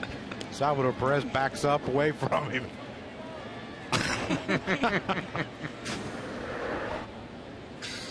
Good-natured ribbing. Well, frustrating night for Cabrera. And here's Victor Martinez 0 for 2 and a couple of groundouts. That's the pitch right there that tells me Victor's not 100%. That's a ball he just crushes. At 335 last year, off-season knee surgery, left knee. And Brad Osmus says looking a lot better, running a lot better than he did just a couple of weeks ago, starting to swing the bat better from the left side. But when healthy, this guy's been one of the most feared hitters in baseball. There were milestones. I don't know about you, Craig, as a hitter, but as a pitcher, when hitters did things in the big leagues that I saw that made me go, wow. And this, he was one of them. I threw him an 0-2 fastball one time that was off the plate in, that he hit a home run, and I went, wait a minute. That's not supposed to happen. But he's such a, I think he's going to be another guy like Adrian Beltre. When he's done playing, you're going to look at his numbers and go, wow, this guy was a whole lot better than we thought.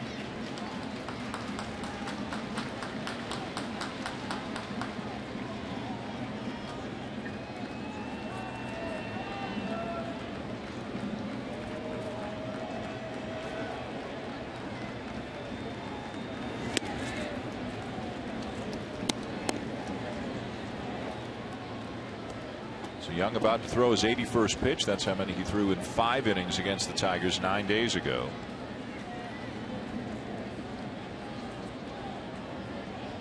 He has held them to 1 unearned run in 10 2/3 innings in his 2 starts.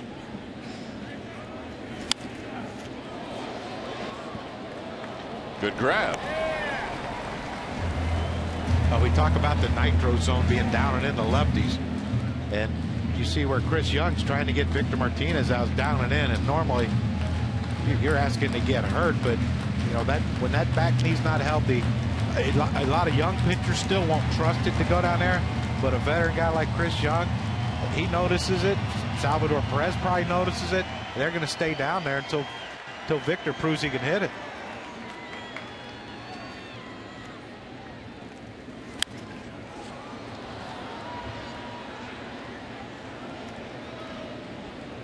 You can almost see it on every swing, the way he comes through with that back leg. Yeah, he's basically hitting off his front side. You know, just his front side. Yeah, there's no pivot there. There's no nothing, and it just he's getting off it as soon as he as soon as he can get off it, he's getting off, and that's why he's having more success power-wise hitting the ball the other way, left-handed. Little flare, but caught by Escobar, and that'll end the inning. End of 6 in Detroit. Miguel Cabrera and Salvador Perez. Some words back and forth. After the first lineout, Cabrera unhappy. Might have almost hit Perez on the backswing. The next at bat, another lineout, and Perez backs up. He doesn't want any of that. But he and the Royals hoping to get the last laugh here tonight.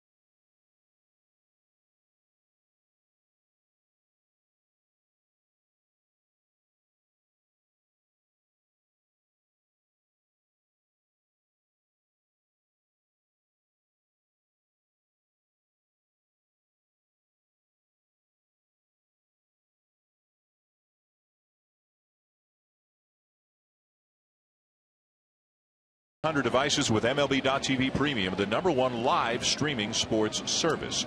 Real-time highlights, live look-ins, pitch tracking widget, and more every night on every device. Visit MLB.TV for details. We go to the 7th in a real pitcher's duel here tonight. The Royals are run on 2 hits. The Tigers are run on 3 hits.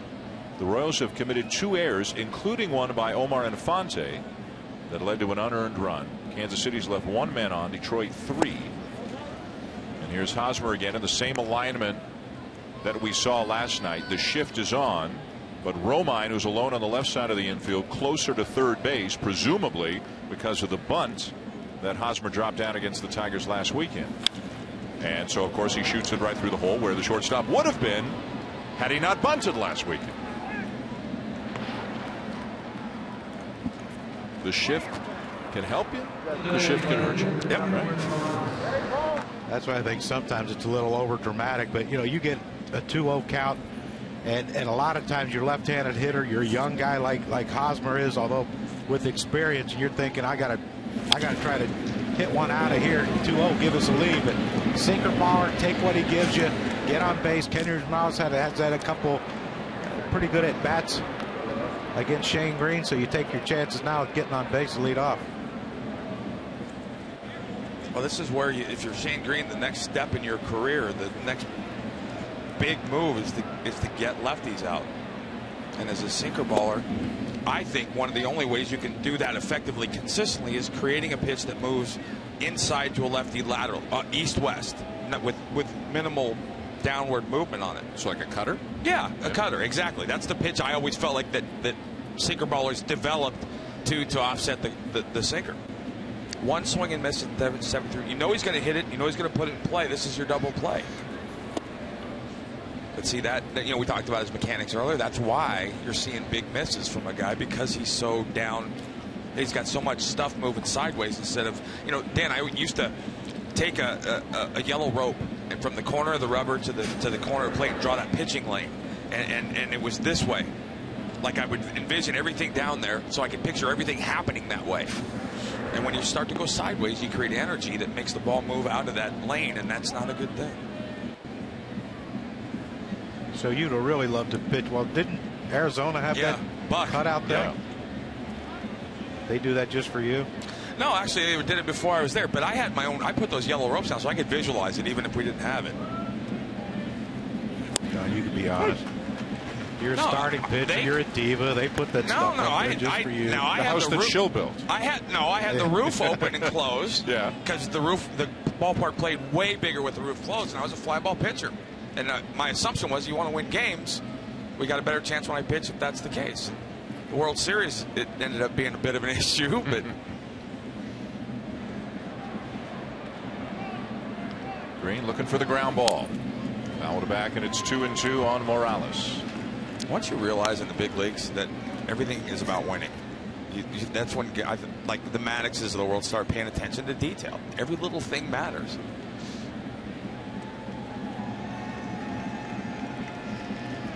Crucky just saw the ball and hit it. Tried. Hit it well. At times. Shut up. 300. Hey, man, the first number's a 3. Right. And there's the first strikeout of the night for Green.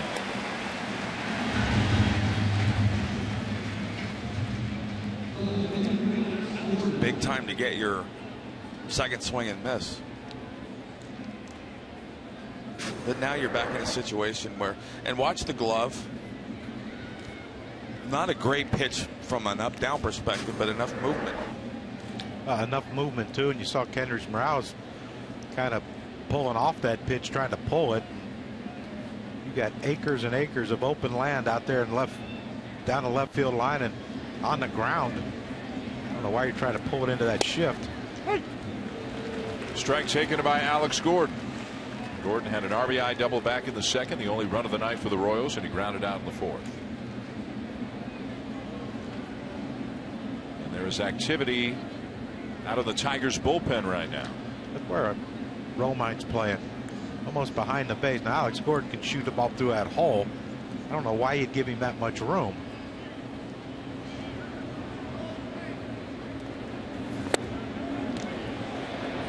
On the appeal, he went. Ooh, man.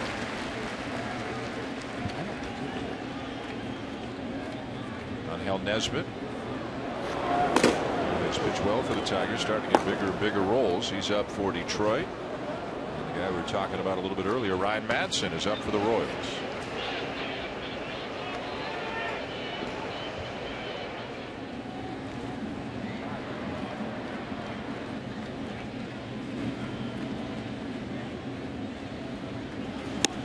So how about the sinker ball guy coming upstairs on the 0-1 and then going upstairs again on the 0-2 trying to get a strikeout? Yeah, and here I don't know that he wants. You don't want one here. You're a sinker baller. I want that ground ball double play inning ending thing.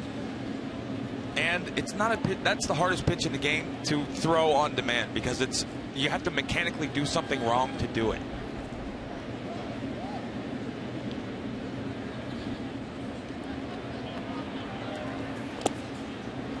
Two and two.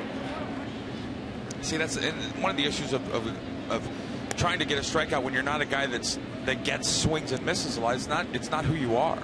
So you know neither one of those pitches was offered at, or they were both taken very easily by him because he saw it out of his hand.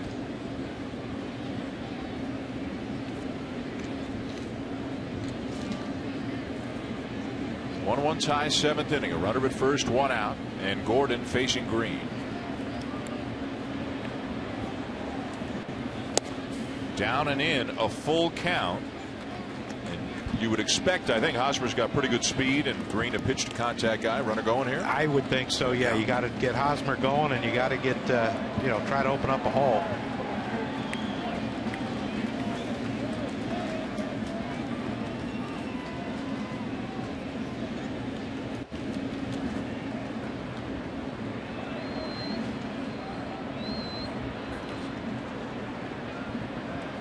Not going. And it's hit in the air to shallow left center. Goes the catch, 2 down.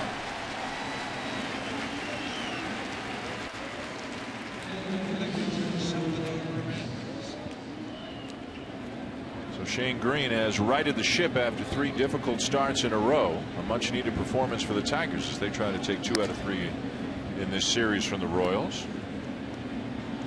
He's been really good or really bad in all 7 of it. He's had 4 really good ones and 3 really bad ones. Nothing in between. But that's what you want to stop as you get, and that's what happens as a young pitcher. You pitch to extremes, and you eventually learn the whole goal is winning on the day you pitch, and that might mean 5 innings, 130 pitches, and 2 or 3 runs. You got to battle. Here's Perez. And he lifts the first pitch up in the air, back of second. Kinsler wants it. And the inning is over. Leadoff base hit, nothing more for the Royals. Great job by Shane Green.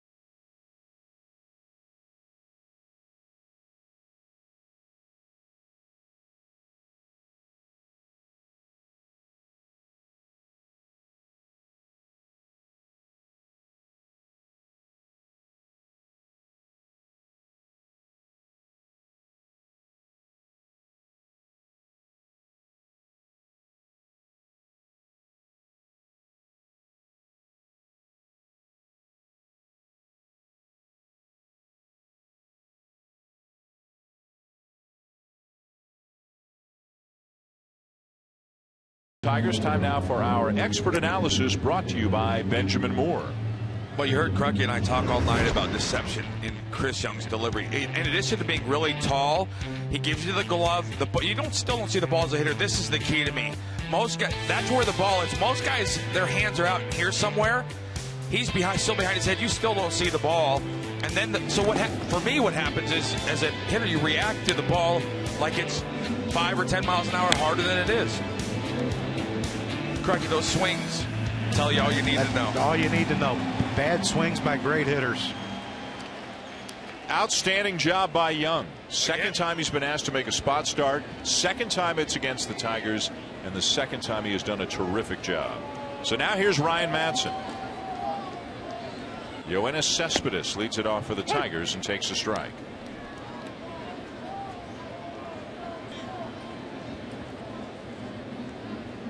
Madson adding even more depth and even another power arm to that Kansas City bullpen. They've also got Luke Hochevar back, the former first overall pick. He's come back from Tommy John surgery. Escobar, a couple of steps to his left. On to first, one down. Every Sunday on Baseball Tonight, ESPN and Major League Baseball feature a local Little League program as part of our Sunday night coverage. Tonight, we welcome the Harper Woods Little League from Harper Woods and East Point, Michigan. They're celebrating their 60th year of Little League Baseball. This season, Harper Woods Little League was given the honor of being named the host league for the State of Michigan Little League International Baseball Tournament. They got a chance to hang out with Jose Iglesias and Jabba Chamberlain before the game. Here's J.D. Martinez. That was nice. He had to ask him Iglesias and Jabba questions, and they got to answer him. Sure, that's a lot more fun than dealing with the regular media like Shulman and them. Yeah, they'd ask better questions than we would. Probably they did. Yeah, I heard one of them had to do with your favorite car to drive, which at that age as a boy, that's what all I wanted to know. Martinez a double and a fly ball.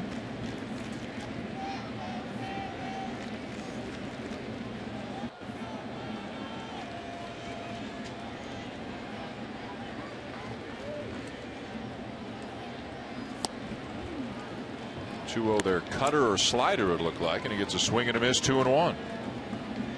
It's a healthy arm. It's a slider cutter at 88.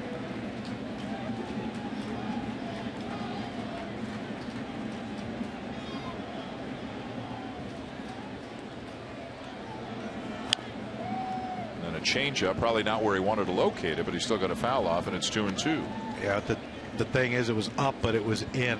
Where even if J.D. Martinez hits it on the barrel of the bat, it's going to, people better down that left field line better duck because it's going to stay foul. Perez slides to the outside, and Madson misses up and away, a full count.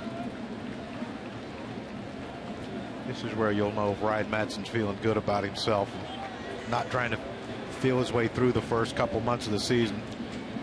I've seen him a lot of times throw a 3-2 changeup in this count or in this situation. Missed down and away, ball 4. Good at bat.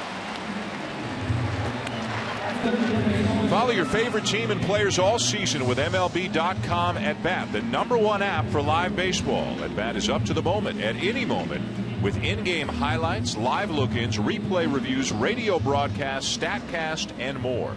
Get MLB.com at Bat now. Mentioned earlier about getting that leadoff hitter as a reliever, how big of a deal it is, because now, again, no matter what, you're a pitch away from a double play, inning over. It's the first walk given up in the game tonight as Martinez walks off Madson with 1 out in the 7th. Here's Castellanos 0 for 2.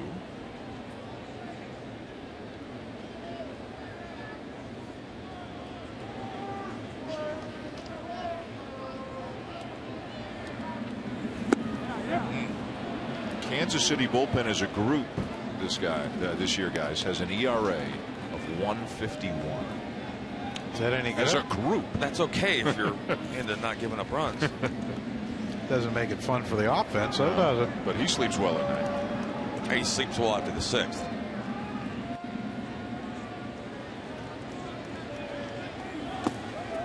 Change up in the dirt. Right now, the Royals, as we mentioned earlier, are without Herrera, Kelvin Herrera. He's serving his suspension for his role in a couple of earlier incidents. But Hochevar's healthy again. Madsen's healthy again. Holland is back. He was on the DL for a while. They've got Wade Davis, who never gives up anything to anybody.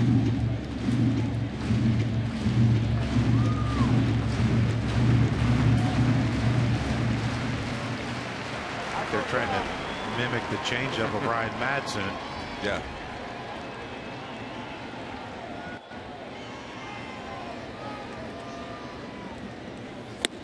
Fastball up and away, 2-2. I think Twitter might be broke tonight, Dan. What happened? I just got a tweet that says Dan Shulman, a fellow Canadian, is the very best. Oh. My Twitter's broken, obviously. I know you love me and my people. I know you. A lot of love there. Yeah. Just can't really find it right now. Oh. And he got him. And Castellanos must have been looking for something else. The fastball inner half for strike 3.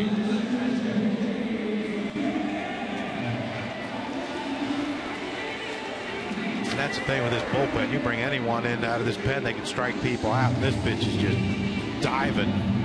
It's not just the velocity. It's all the secondary pitches, the power sliders, the changeups, and the fastball command for most of them.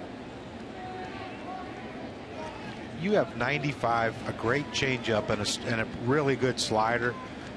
Eric Gagne. Well, you better figure out which one you want to try to hit and hope he throws it there. But is it not the same? I mean, with the guy that has a really good slider and a really good changeup, are you not still just sitting on the fastball looking for one and defending after that? Up until 2 strikes. I mean, even if you look for his changeup, could you hit it? No, don't ask me. I don't think I'd have trouble following it.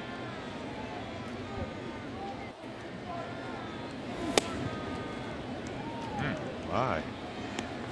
Caught too much of the plate. That's a ball. Jeff Kellogg. Is that maybe Perez setting up inside, having to reach across his body so it looks worse than it is? Jeff's a smaller, on the smaller side. Yeah, you can tell by all the runs that have been scored that he's been really tight. Ouch. And they got him at first. Infante on to Madsen covering to get the 3rd out and end the inning. 7 complete, tied at 1.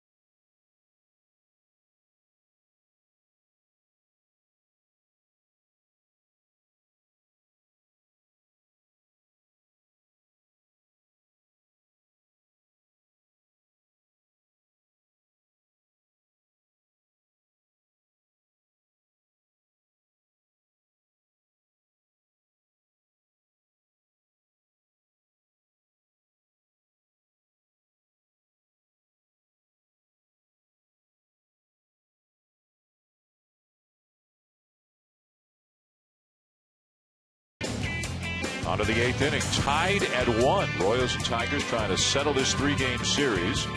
Kansas City beginning play a half game ahead of the Tigers for top spot in the American League Central. The Minnesota Twins, despite losing earlier today, just 2 games back. Who would have thought?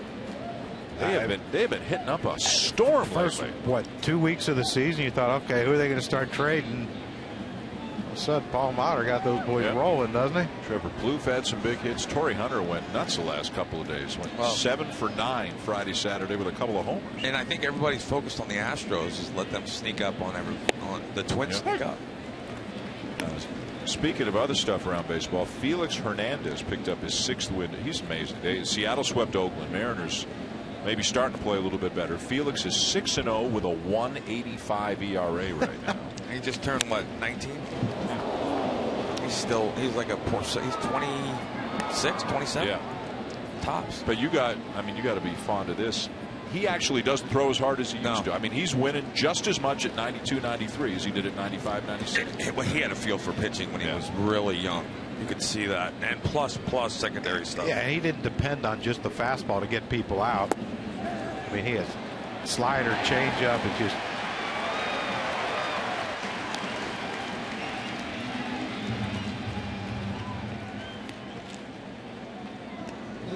Infante strikes out 1 down. Also, a couple of interesting pitching performances out of New York. Michael Pineda today, 7 innings. He struck out 16.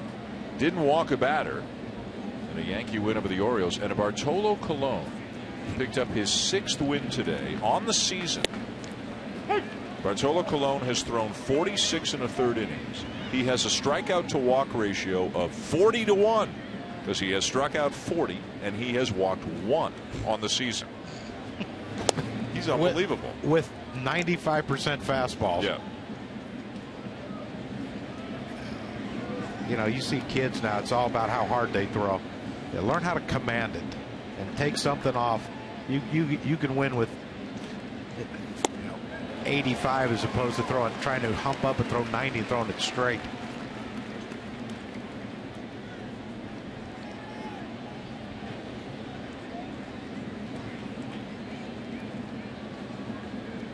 The 1-2 to Colon.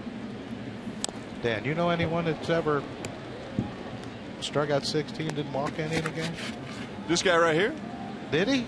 What, did he just text you to tell you that? Been telling me all day. No, that's not true. Did you do that in a game? That's rare air, man. Did you do that in a game? Yeah. Yeah? Details. Come on, man. Come on. Who'd you play? Don't clam up now. Poor? Who'd you Yankees. Play? That was against Hideki Arabu in the Yankees in '97. Did he hit? No. Young Shill. Younger Shill. Yeah, young. Yeah, youngish Shill. It wasn't interleague? Yeah, it was interleague. Did you play in Philly or in New York? Philly.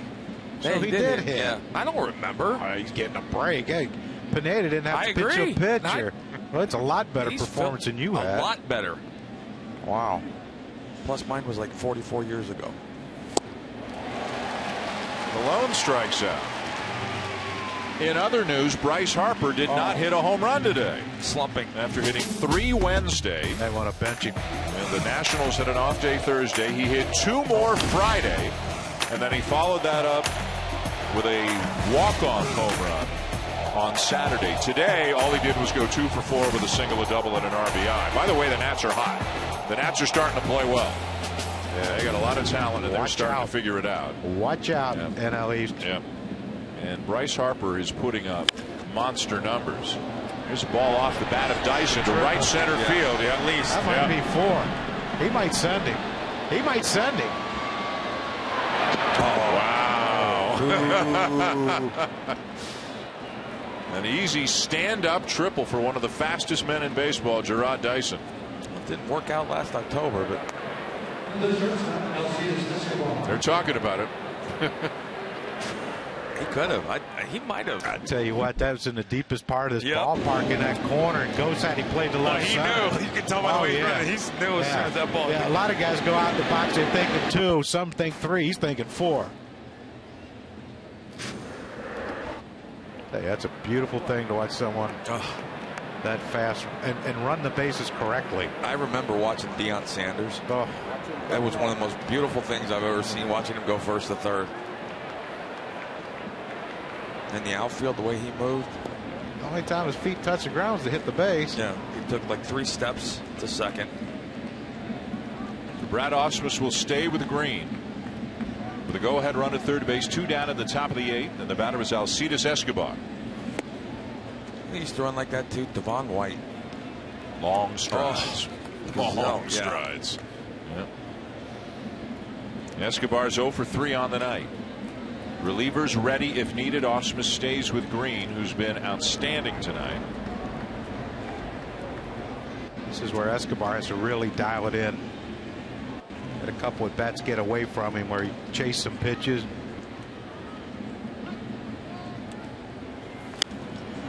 Popped him up. Great pitch. Kinsler. What a job by Shane Green. 8 outstanding innings to the bottom of the 8th, and Detroit tied at 1.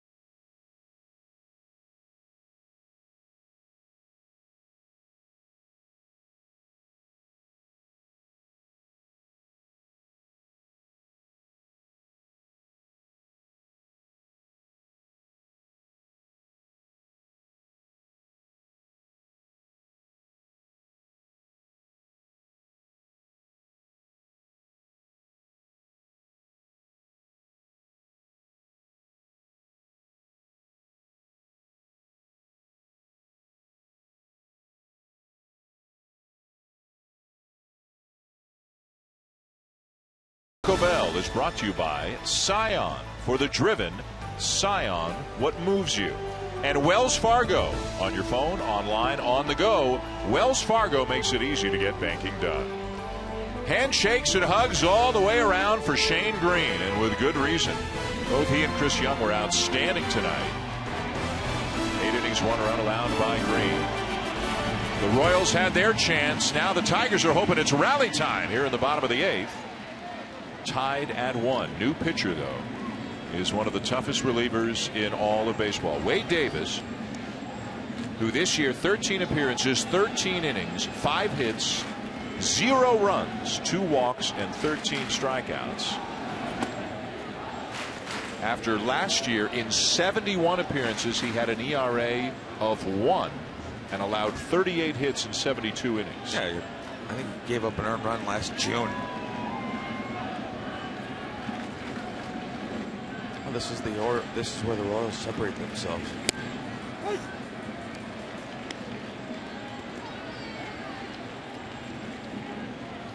Filled in very nicely when Greg Holland was on the DL, 6 for 6 in save situations. That arm plays.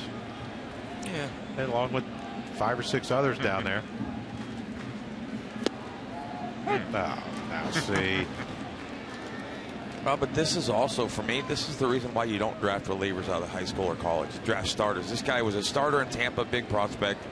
This is his niche, obviously.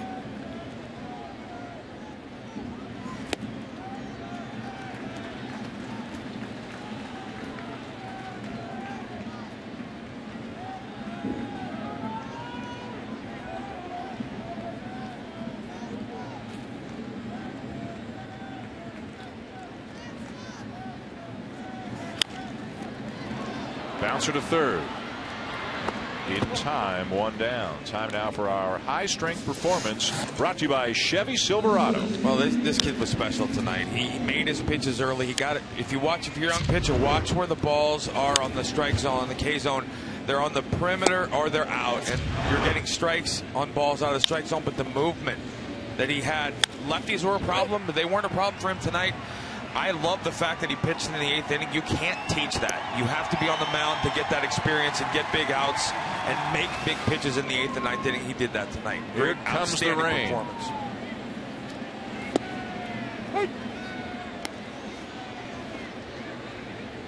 And it's going to send people scattering up the aisles. This is rain. This is harder rain than we had back in the 5th inning when it started. Goes for the ground ball. 2 down.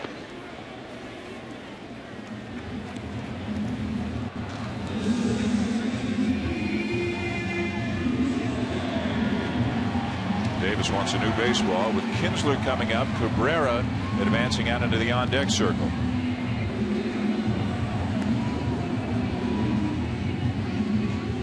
Kinsler's 1 for 3, an RBI single back in the 3rd, accounting for the Tigers' only run tonight. Cabrera's hit the ball right on the screws twice, but both times he's lined out to 3rd. And both times Colon didn't have to move. It's like set the glove up like he's calling for a pitch up and in, and Miggy hit it both times. Colon guarding the line right now against Kinsler.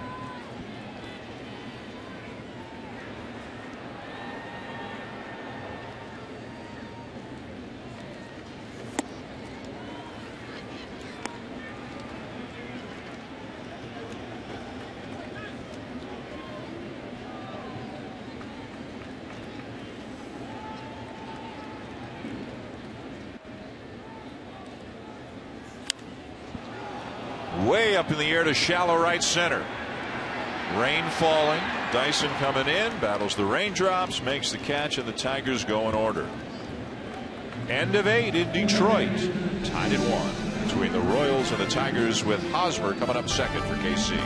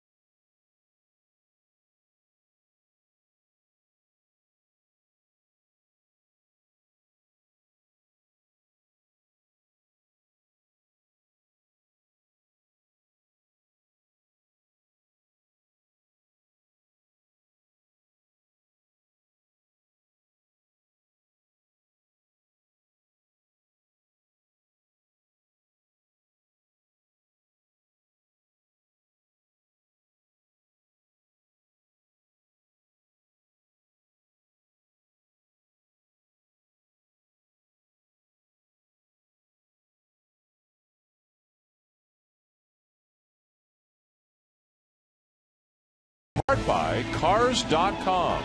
All drive, no drama. Little drama on that spinning ground ball off the bat of Colon earlier tonight. That was several feet foul and wound up coming back fair. And a little drama with the weather as well right now. It is raining. It's coming down pretty heavy right now. As long as we're dry, why can't they continue? I agree. It ain't bothering us. Let's play ball, boys. Top 9, new pitcher. The closer for the Tigers, Joakim Soria, having an outstanding year so far. Now he's battled some arm injuries and then struggled when he came over from Texas to Detroit last year. Before that was a Royal, of course. Was with Kansas City for 5 years, 2-time All-Star as a Royal. He was something else. Didn't the Rangers sign him knowing that he couldn't pitch for a year just to have him on their roster? It was 2012 with Tommy John surgery. And he's been great for Brad Ausmus. Remember, Joe Nathan was again supposed to be their closer. Then he blew out his elbow, so he's done for the year. Soria's had some remarkable appearances. On Thursday against the White Sox, Brad Ausmus brought him in the 8th inning. He struck out the last batter of the 8th, and then he struck out the side of the 9th. A lot of it has to do with the number. His number's pretty magic.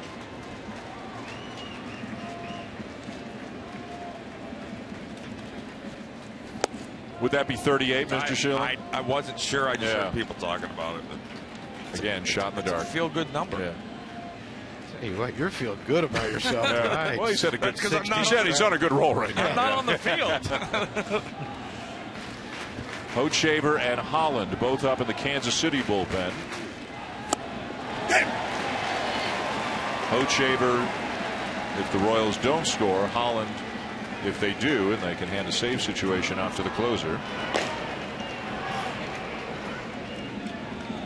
Miguel Cabrera will lead off the bottom of the 9th. How about those bullpen catches? Yeah, it's got to be sore. 3-2. Missed. And a guy with good speed is aboard to begin the top of the 9th. Major League Baseball wishes mothers everywhere a very happy Mother's Day. We are proud to support Stand Up to Cancer in their fight against women's cancers. To learn more about Major League Baseball's Going to Bat Against Breast Cancer, visit MLBcommunity.org. You can see the initiative. You've seen it all around Major League Baseball today in every park. Pink is everywhere. Good speed at first. Hosmer first pitch swinging, and he fouls it off left side. And you see the way that they're shifted now with Lorenzo Cain on first base. Not as drastic as shift, but they're leaving Castellanos at third base. Yep. And Romine to turn the double play, staying up the middle, where before they switched him. And now there's a bigger hole between first and second because they can't put Kinsler or Castellanos out in shallow right field. Also because if he steals second, no one's at that third base spot. You've seen a bunch of instances where they just keep going now.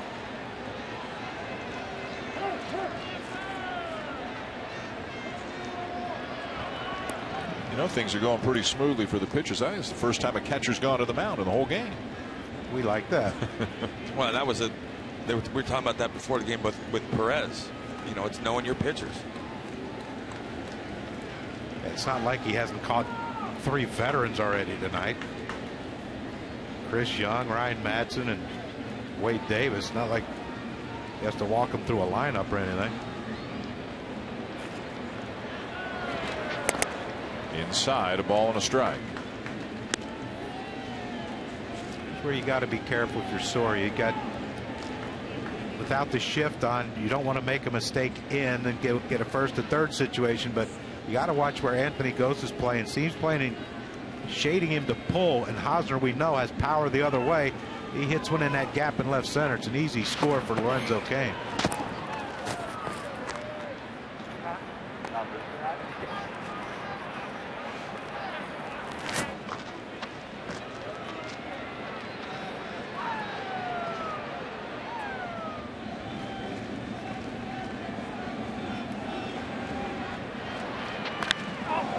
Ripped down the right field line, but he's pulled it foul.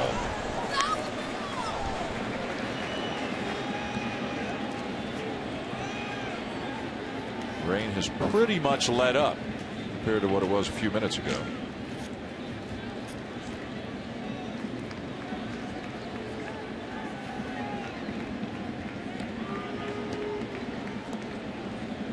Sometimes if you're Lorenzo Cain, you kind of have to. Can't they get them apart? Or With the grass being ground being a little wet, could be a little slippery over there at first. And the other thing holds true too, though, Clarky. Does it get heavy, muddy? I don't think it's rained enough to be muddy now. No, I think it's all right. I mean, you look at his spikes; he's kicking some stuff off there, but it's not caked up in there. Where these fields they're. What people don't understand is most of the time the infield ground is really hard, and it takes a lot for a field to get muddy. That's why you see guys sliding past the base all the time. Down to first, step on the bag one, throw down to second, two.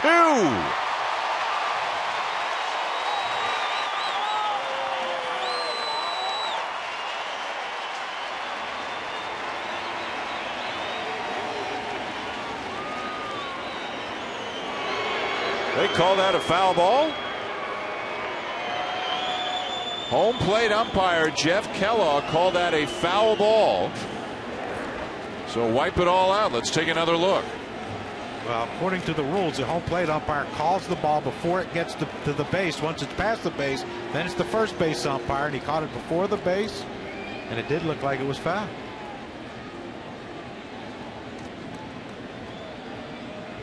Hey, you want that arm from Miguel Cabrera? That's a third base nice arm play. showing itself up. We'll do it all over again. And the count now goes full on Hosmer. I think you got to send Lorenzo Cain right here. You can't wait around. You got their closer in the game. He's been very good this year. You got to force the issue. And not many times he's going to walk the leadoff hitter, but he did. You got to take advantage of it if you're Kansas City. Not going. And a fly ball to left. Now number one. For as much as they make contact, I'm surprised they don't run more in those counts.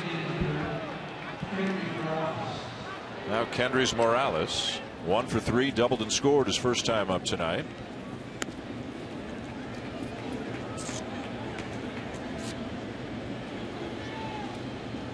Morales, a guy you talked about the knee injury a few years ago when you guys did earlier, but remember also last year he didn't sign right away. He and Stephen Drew were two guys who were waiting into the season, and finally he signed with Minnesota, but he didn't have a spring training, got off to a dreadful start with Minnesota, eventually traded to Seattle, hit a little bit more at the end of the season, but it was kind of a lost year for Morales.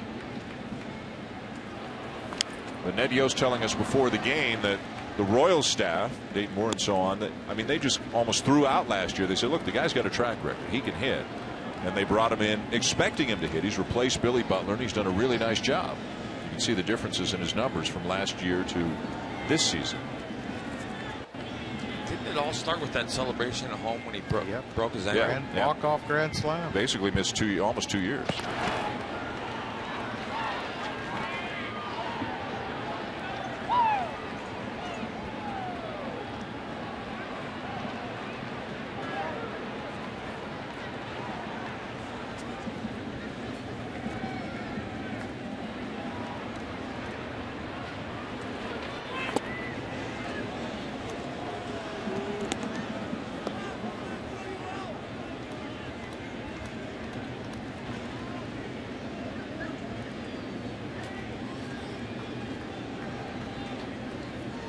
Normally the rule is you let a left-handed hitter try to work that hole between first and second with a runner on first. That's why you don't run. But there's no hole there anymore, Dan. Ooh. That's a foul ball, and it's 1-2, and right in on. That's the situation I was talking about earlier. If he goes right now and there's a play at second base, just pop up and keep going to third. The pitcher has to go to third. Watch this. This is frustrating for a hitter. You get a pitch up, you think, okay, now it's 2-1, and it hits your bat. That's usually the one that catches the catcher in a bad spot. Tie game here in the top of the 9th inning.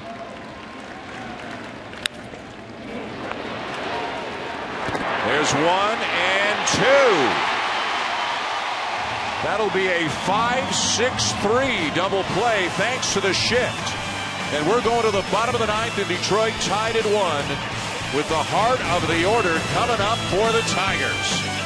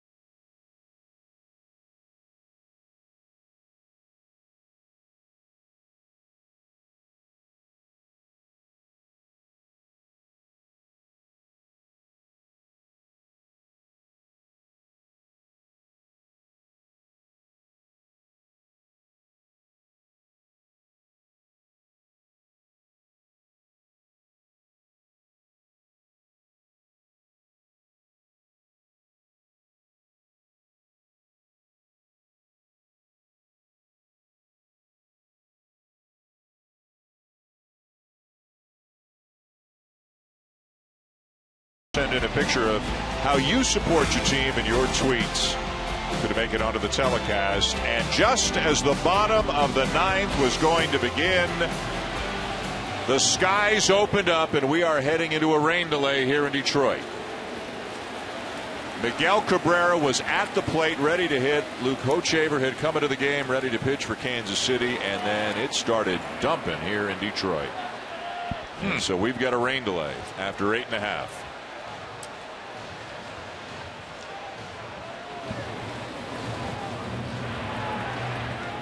Happens in the American pastime, Dan. Sometimes it rains. You got to wait it out. Yep. Yeah. Listen to Mr. Optimism. I hated these things. No, really? Oh, my gosh. So they're running for cover and hoping it doesn't last too long.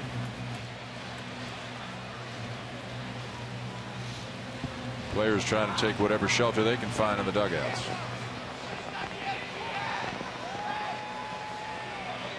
Boy, they were on their feet and they were stomping and cheering, and Miguel Cabrera was heading towards the plate and the excitement was building, and then it opened up.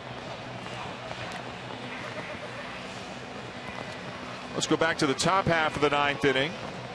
Rose had a runner at first, one out, and an unusual double play because of the shift again. Normally no shift. That's a first and third with Lorenzo Cain going to third, but instead Castellanos gets the ball. Great throw to Romine, and look how much he cleared, and then Lorenzo Cain tried to grab his leg. I think even if, not that that affected the play at all, but that could have been one of those where the umpire says, okay, that's interference. You can't reach out and grab him. Looks like he was trying to tap him. Oh, in the cup. Well done.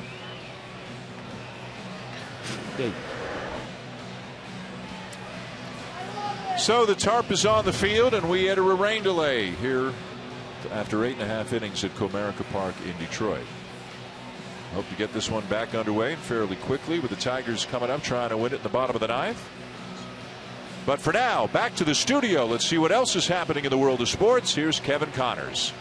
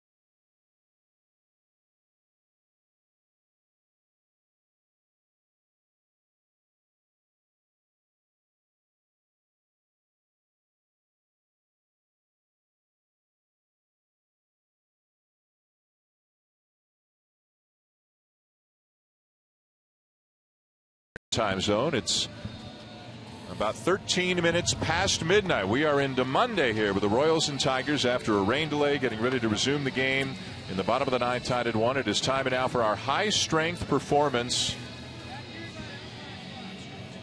brought to you by Chevy Silverado. And before the rain came, we saw a couple of great pitching matchups. We saw two guys throwing the ball well in opposite ways. Chris Young working at the top of the strike zone, 86 to 88 miles an hour in a wonderful pitcher, a fly ball pitcher's ballpark. Shane Green going the other way, staying at the bottom half of the strike zone, around the corners, getting guys to roll over, keep on the ball on the ground. Both of them made some big pitches when they had to make them. Not a lot of offense in this game, Drucky. No, but the Royals had just enough in the second inning. Kendrick Sprouse leads off with a double. Alex Gordon, you think, okay, he's going to try to get him over. Instead, he shoots one to the gap in left center. He got the bonus plant, got him in, and got himself in scoring position, but they couldn't score. And right here's the play of the game. Omar Infante tried to get fancy with the behind-the-back pass, and he kind of overshot Eric Hosmer. Ghosts on second base. Ian Kinsler fouls up with the base hit to score the speedy Goats, and that's where we're at, Dan. 1-1 here in the bottom of the ninth. And the game was about to go to the bottom of the ninth. Miguel Cabrera was going to be the batter, and that's when the skies really opened up and the rain delay began. So this is at 10:34, so about an hour and 40-minute rain delay. Cabrera's getting ready to hit, and then Jeff Kellogg, the crew chief, said, all right, that's enough. He was about to end the game. One pitch away.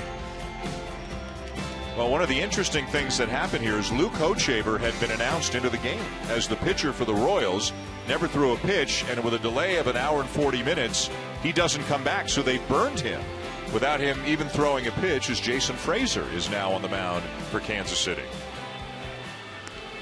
Yeah, that's the risk you run when there's rain in the area. But you know, you talk to any manager, they're, you know, we don't manage the rain. We manage what we think's best for our team. And you know, if it rains, it rains. There's nothing we can do about it. And yeah, losing a guy before he throws a pitch, that's well, depending on how long this game goes, could come back to haunt him. Yeah, at 4 a.m. Because remember, Chris Young's actually generally in their bullpen, but they needed him for the spot start because Vargas went on the DL, so they're not quite at a full complement of pitchers right now. And while the Tigers have an off day tomorrow and then play at home here on Tuesday, Kansas City doesn't have an off day, and they're going down to Texas to begin a 4-game series tomorrow. That's all right. Miggy's going to end it right here. Last time Miguel Cabrera had a walk-off home run against Kansas City in August of 2013. He's also got good numbers against Frazier in his career, 6 for 14. He has good numbers against most everyone. That's not named Chris Young. Yeah. The Royals a half game up on the Tigers for top spot in the American League Central. The two teams split a 4-game series last weekend, have split the first 2 games of this season, of this series rather. And some hardy souls have braved rain and the late hour and are here after midnight, hoping to see their Tigers get a victory. Testing out those front row seats.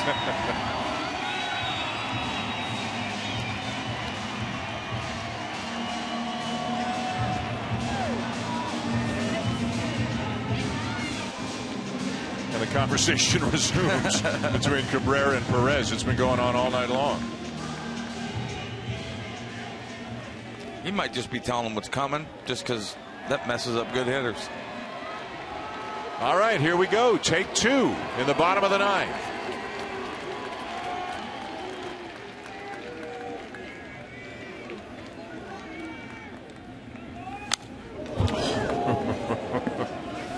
That's the thing with Frazier. He's going to challenge you. He's not afraid of the fastball, even though he's not one of these typical Royals bullpen guys who throw 95 to 100. Rain delay, an hour and 43 minutes officially. Jason Frazier broke into the big leagues back in 2004 with Toronto. Spent 9 years with Toronto, last year with Texas and Kansas City.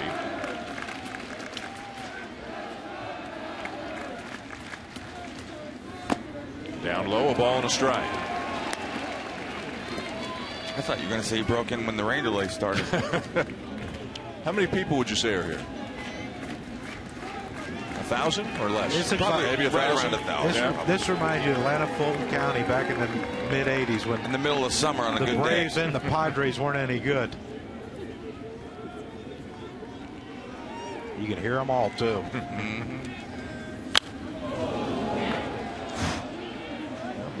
Cabrera's trying to end it. Yeah, he's kind of thinking along with everybody else up here. Yeah. Good for him. After Cabrera, Victor Martinez and Yoenis Cespedes. Just a tad late on that one. Such a swing, that balance. Well, Frazier's got a breaking ball. This would be a good time to feature it. As long as it's not a strike. Here it comes.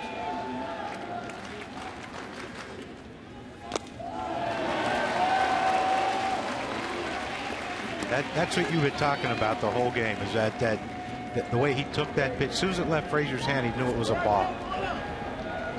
Rajai Davis hoping for a chance maybe to pinch run this inning, depending on who does what. Probably wouldn't run for Cabrera, but if Victor Martinez were to get on after Cabrera made it out, then possibly.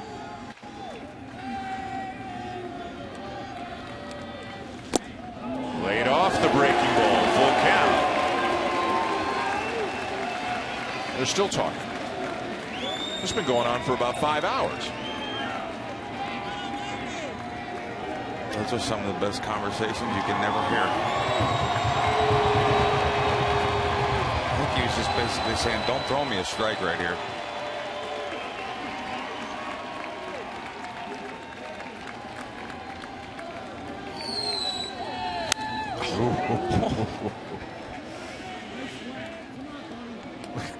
He doesn't usually miss like that.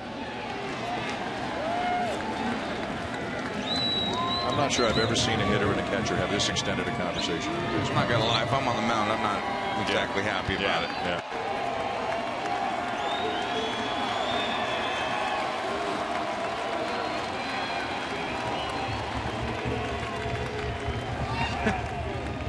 Rajai looked like he's ready to do something.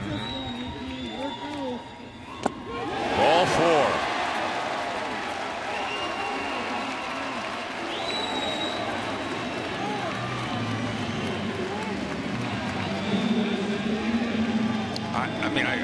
Frazier's throwing the ball well, but I thought he got away with a couple here. That one, he took that like only he can take it. That one, oh, I thought all 3 foul balls were. That was as full as he got the whole at bat. Oh.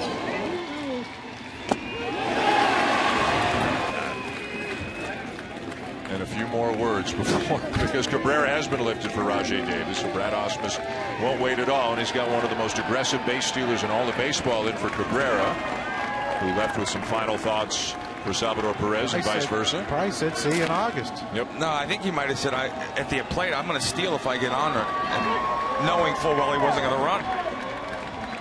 So the leadoff man aboard, the potential winning run on base at first, and here's Victor Martinez, who's 0 for 3 tonight. Oh. Martinez did not like that at all.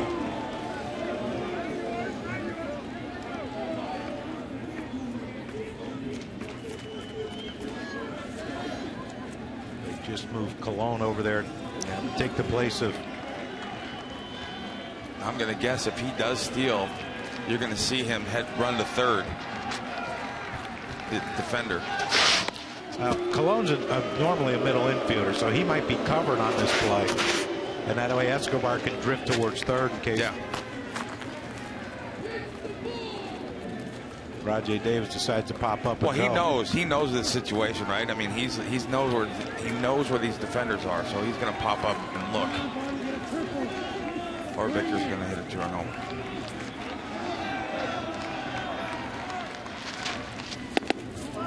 Up and away, a ball and a strike.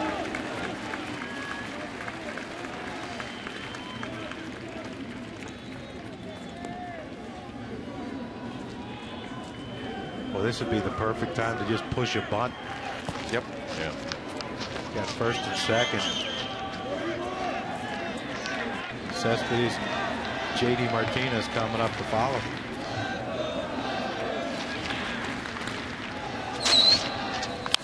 Base hit into left field. First and second, nobody out.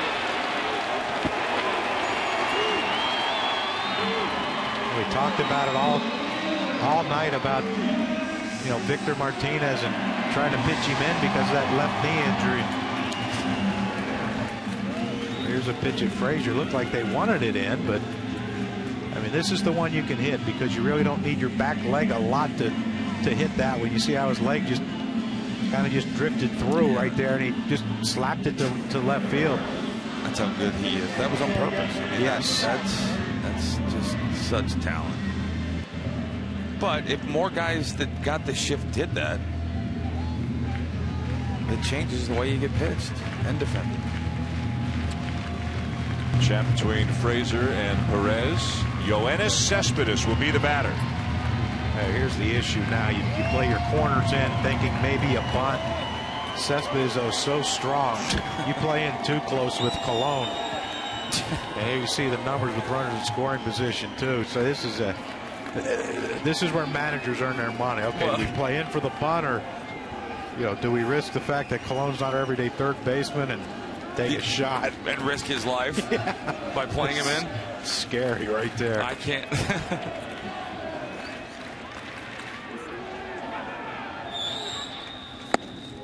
Oh. I don't want to throw that one again.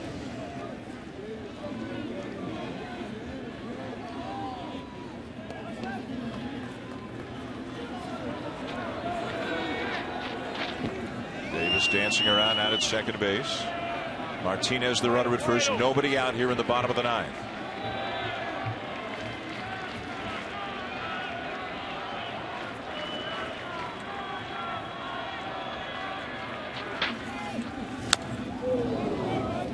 Chased it down low, and it's 0-2. For any of you pitchers still up and watching this, the leadoff hitter, that's the reason the leadoff hitter becomes so important, especially for a reliever. If he gets Miggy out and Victor singles and Davis is at first, you're still in a double play out of the inning kind of a situation. But once that leadoff hitter gets on, it changes everything that the offense can do.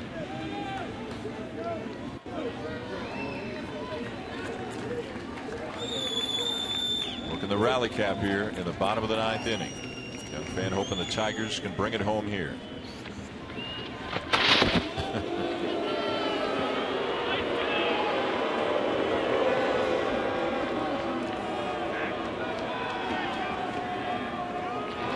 The only thing that's going to keep him close to the base is the defender.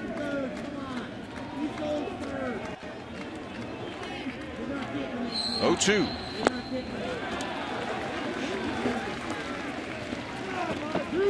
Really good block there by Salvador Perez. Rajay got a great secondary lead. Two things could happen. He's going to score on a base hit no matter how hard it's hit with that secondary lead. But if it's a line drive at one of the infielders, he easily could be doubled up.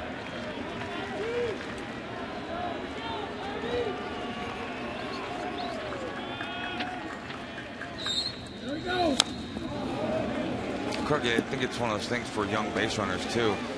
You study pitchers not to steal bases as much as to take advantage of things. Like his first move, Davis is jumping up, getting a great secondary lead because he's able to get off as soon as he sees whatever that first move is. And with that, a hard hit line drive or ground ball that the infield's not going to catch. He has a great chance of scoring. He's giving his third base coach Dave Clark some help too. Look how far off he is. Well, he's taking a lead like he's stealing, and he's crossing over and then bouncing off, which is I was taught that way in AAA, and I always thought I got probably a step more doing it that way than just shuffling off the base from a standstill.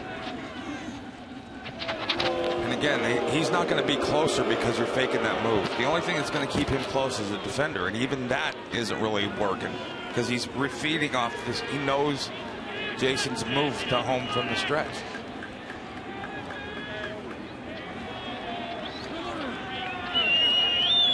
One, two. Hopped him up. Infield fly, in effect. Escobar makes the catch out, number 1. Now J.D. Martinez. Struggling terribly until yesterday. Got a hit yesterday, and tonight he has doubled, flied out, and walks. He's starting to show some signs that he's coming out of a prolonged slump. Well, no outs. You don't want to run Rajay Davis, and you don't want to run into the first out at third base. But right now, this could be one of those opportunities where he takes a shot. The issue is, will Victor Martinez follow him? If not, you keep the double play in order. Because you got a big man up there hitting. It's going to be a tough throw for Perez. I don't think you steal here. I don't. As good as Salvador throws, number 1, Jason's not long to the plate. But you don't want Victor doing anything on the bases to jeopardize his ability to hit. No, and that's why Victor will probably stay put. Right. But you don't do anything. You keep the double play in order. But a fly ball scores him. Yep. JD can run a little bit, so there's no guarantee of a double play turn if he hits a slow roller.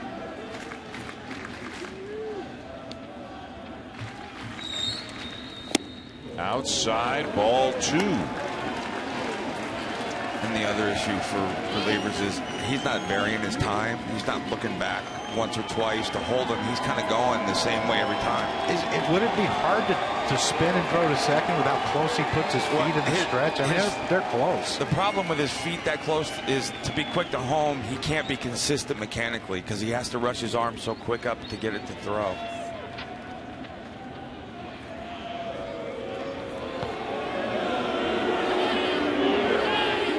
Rajay Davis still trying to play mind games with Jason Frazier. I don't know that there's anybody in baseball who takes bigger leads every single time he gets on base than Davis.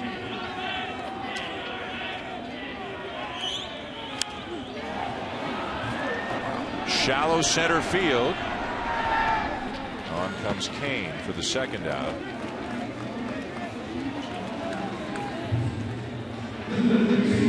So it'll be up to Nick Castellanos. Two pretty unproductive at bats with first and second, no outs. Pop up to short and a shallow pop to center. That you had to call the second baseman off on. And the big fella's out of the game. They don't have re-entry rule? No. Once you get past midnight? Castellanos is 0 for 3 with a couple of strikeouts as Cabrera looks on. Davis at second, Martinez at first, tied at 1 in the bottom of the 9th after a rain delay of 1 hour and 43 minutes.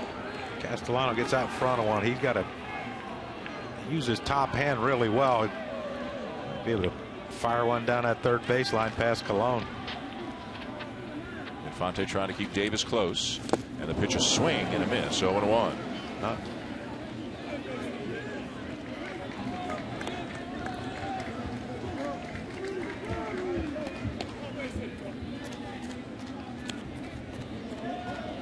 You lose Miggy, and you got your best, one of your best base stealers that hadn't run. No point in it. No point in it now.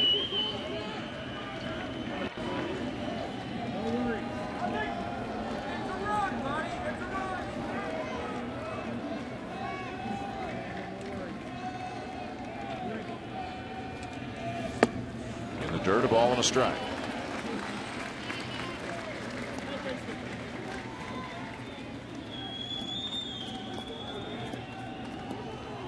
Dan, your point about that big lead he takes, that's not as much speed as it is preparation. He takes that lead because he understands again. And for a base stealer, you have to understand 5 or 6 pitchers if you're going to be running late in the game because you have to know the bullpen. And Davis and Frazier were teammates for several years in Toronto, so he'll know Frazier well. But isn't part of it kind of psychological warfare, just trying to mess with the pitcher a little bit? But you, as a pitcher, that should be a non-factor. There's 2 outs. The only thing that matters right now is the hitter. And the middle infielders have to be careful. Infante keeps trying to jockey and keeping him close. I understand you want to keep him close, but you don't want to put yourself out of position in case Castellanos shoots one the other way. If you get the hitter, it doesn't matter where he's at because there's 2 outs. He's falling behind, though, 2-1.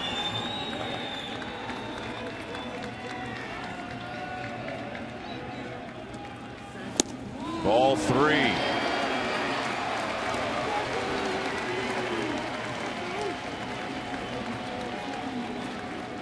James McCann on deck, Tiger catcher. Well,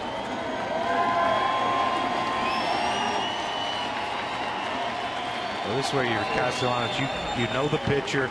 You have a feeling of what he does 3-1. Does he throw away? Does he throw in? Split. And you're just looking for one of those balls in that area, trying to end this thing. He got the split, but he missed it. That's the youth of America. Over exuberance. I'm going to win this thing and be the hero. 3-1 split that bounces just past home plate, and he takes a hack at it. Well, now runners are on the move. Maybe that's what he was doing. Trying to get the runners in motion.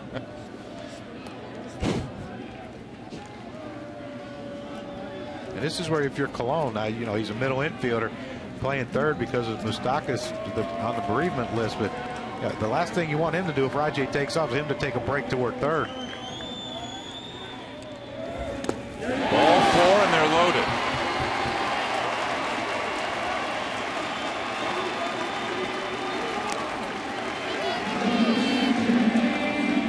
It's time to vote for your All-Stars with the 2015 Esurance MLB All-Star Game ballot for the 2015 All-Star Game. Vote at MLB.com/vote. Catch all of the excitement of the 86th MLB All-Star Game on the 14th of July. Perez to the mound to talk with Frazier. The winning runs at third, Rajay Davis. Martinez at second. Castellanos at first, and the batter was James McCann, the young catcher, who came into this game on a 7-game hitting streak, 12 for his last 26. He's 0 for 3 tonight. But a young man with a good bat and a chance to win a ball game for the Tigers right here. Sometimes you make pitches with the on-deck hitter in mind as opposed to the batter. When you're throwing like a 3-2 breaking ball off-speed pitch, you know you're going to throw for a ball. You're doing it because you feel comfortable. What Salvador feels comfortable about this matchup, maybe.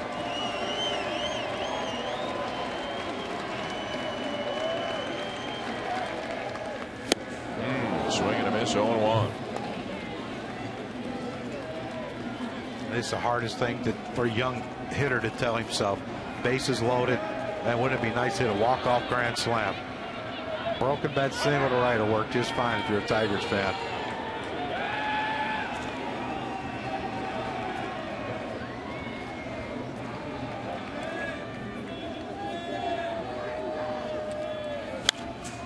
Oh, and 2.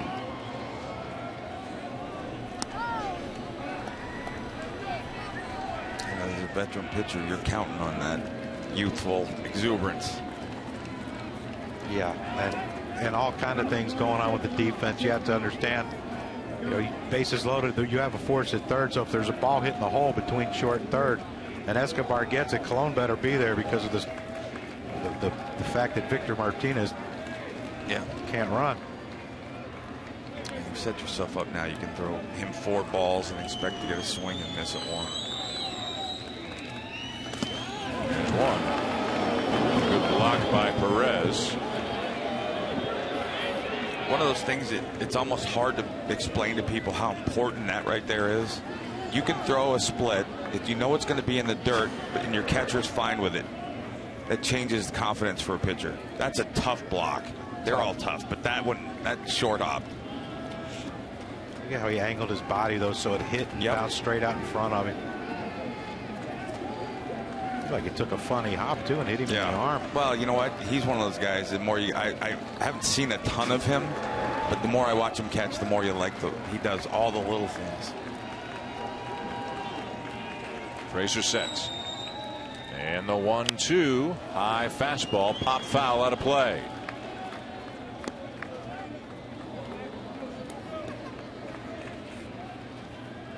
It's tough.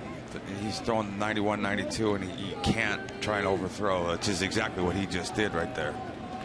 Tried to go fastball away and left it middle up because he overthrew it. He's had a long inning, 28 pitches and counting.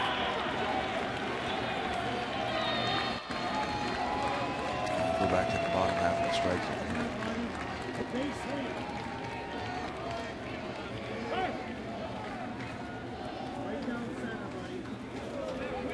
This has been a 21-minute half inning.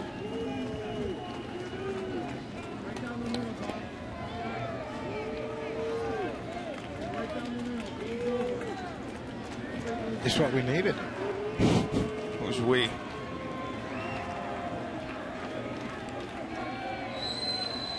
One, two again. Down the right field line, but foul.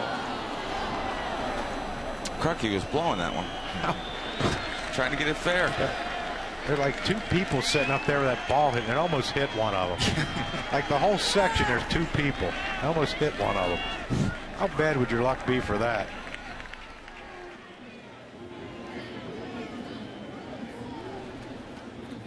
She's happy she stayed. 1-1 tie, bottom of the ninth. Bases loaded, 2 outs. This could be the swing and chase at this split right here. Yeah. I got to go back down. Yeah, it's. He tried the up and throw it by him. High with a slider, and it's 2-2. I tell you what, you know, even though it was out of the strike zone, that's a pretty good pitch to hit. A hanging slider.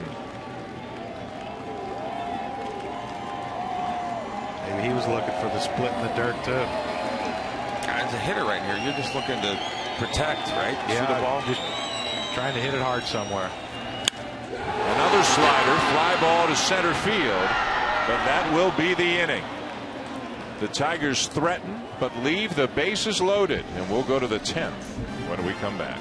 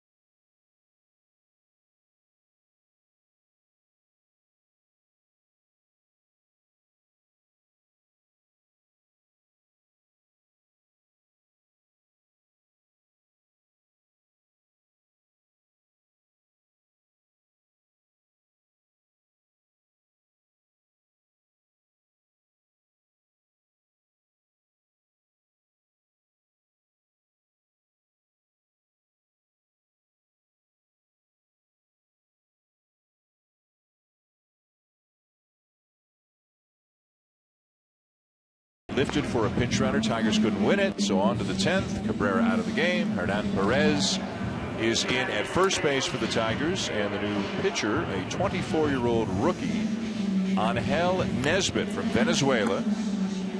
Big numbers down to the minors last year between A and AA, and he has done a very nice job out of the pen for Brad Ausmus so far this year. 5 straight scoreless appearances. And guys, that 8th inning gig, so-called 8th inning job, maybe a little bit up for grabs. Jabba Chamberlain has been in there, but he had a rough one during the week for the Tigers, and Nesbitt's being given an opportunity, if not necessarily to be the primary setup man, certainly to be in the mix for that kind of a role. Well, it's a role. I mean, he's young, so giving him the length and breadth of the bullpen, you know, middle innings, late innings, setup innings, the sooner you can do it, I think the better it is, because you find out what a guy's got inside. And a mid-90s fastball too, so doesn't hurt. No, it seems to be commonplace anymore. He'll face the 5, 6, 7 hitters in the Royals lineup: Alex Gordon, Salvador Perez, and Omar Infante. The guys down to the truck telling us that the last time Alex Gordon was at the plate was 9:53. He's well rested. So should be fresh. Yeah, 2 hours and 50 minutes ago. Rain delay of an hour 43. It's almost like a day off. Oh, and it got him.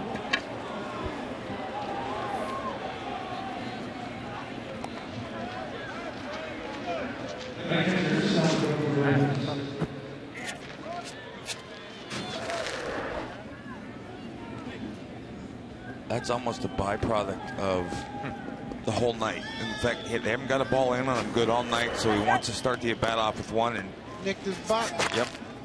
Didn't even hit him. Is uniform part of him? Yes, sir. Apparently so. Apparently the button is too. Here's Salvador Perez. Gordon's going to go for second. And is in there safely. So 2 pitches with very little accuracy from Angel Nesbitt, and the Royals have a runner out at second with nobody out. I think Nesbitt hurt his knee. I saw him out there flexing after he threw that pitch. I don't know if he slipped or landed funny.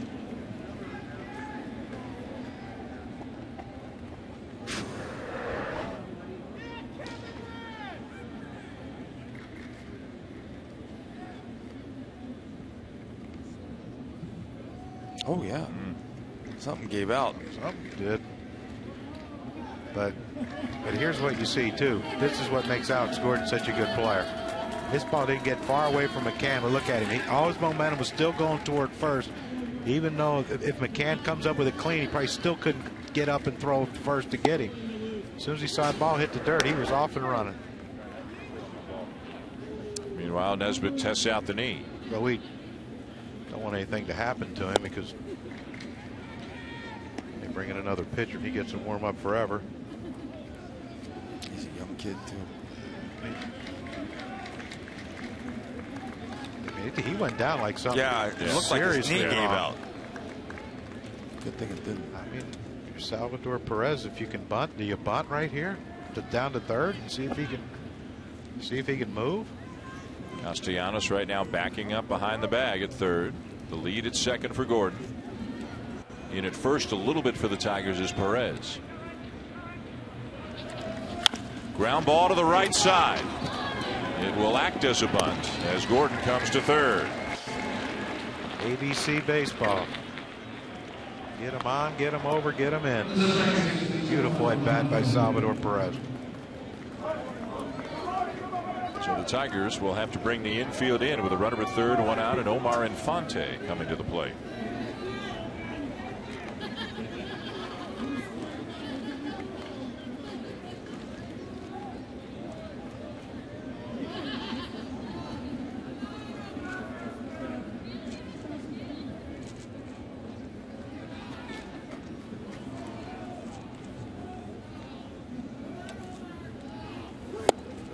There for a strike. Let's go back to the Alex Gordon pitch, the pitch that hit his jersey, or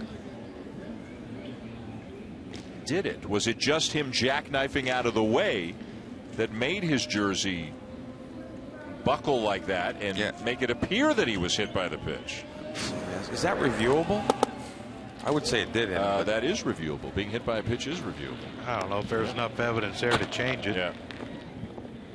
It's the 9th time that Gordon has been hit by a pitch. Yeah, I guarantee you that one hurt the least. Yeah. That's the most in baseball. That's a lot for May the 10th. Meanwhile, he's the go-ahead run. Runner at third, one out, and a 1-1 count on Infante.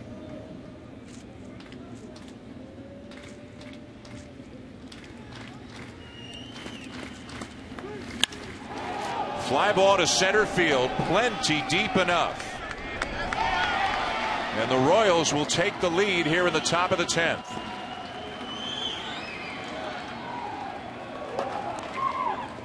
Omar Infante gets the RBI, but the great base runner by Alex Gordon to get himself to second base, and a great at bat by Salvador Perez to get him over to third with less than 2 outs. Score a run with no hits. Yep. Hit by pitch, wild pitch. Get him over, get him in. And the problem, of course, when you fall behind the Royals, someone's coming in throwing 100. You got to deal with Greg Holland in this kind of a situation.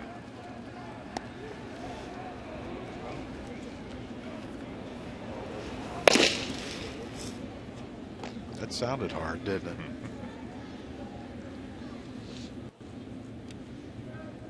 Christian Colon, the batter.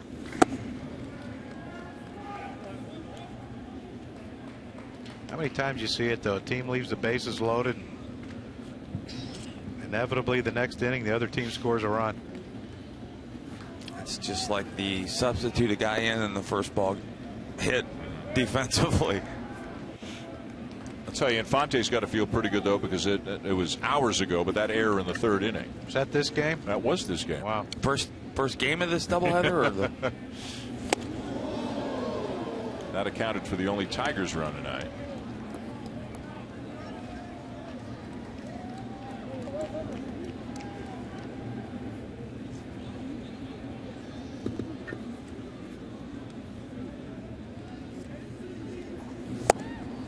Strike, 3-1.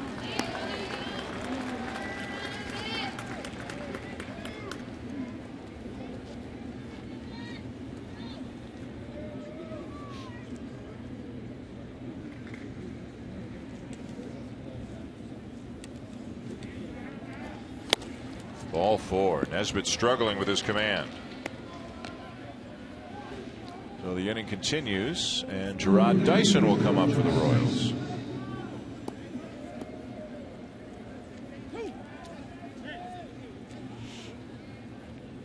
The go-ahead run is across for Kansas City here in the top of the 10th. Royals a half game up on the Tigers for top spot in the American League Central. They're the ones who have to make the long flight tonight down to Texas. Sure would rather do it with a win under their belts. Dyson is 1 for 3. He tripled in the 8th inning.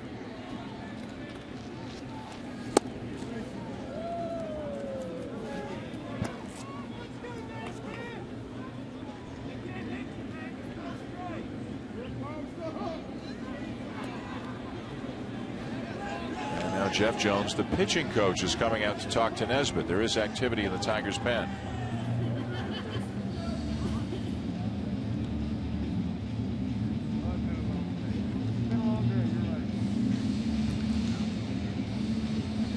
You wonder still, at some point during the season, is Dave Dombrowski going to go out and try to get somebody, just try to add to this bullpen if you can? I think you have to. Yeah. Well, I think it depends on if he gets a Justin Verlander back, and I always feels like there are a couple teams that can pull a trigger in late May, early June, because they'll be there at the deadline. And I think most teams now with the new format have to wait, because now the wild card is not, to me, it's not a playoff spot in the sense that it's one and done. Right. I like how the division winning has been emphasized again. Liner to left field. It'll drop for a base hit. Stopping at second on the play is Colon on the single by Dyson.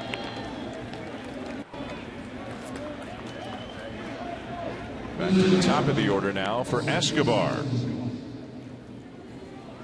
Now, if you're Nesbitt and the Tigers right here, you got to do damage control. You can't let another one go across the boards, even though you have Romine the ninth here leading off, then back to the top of the order.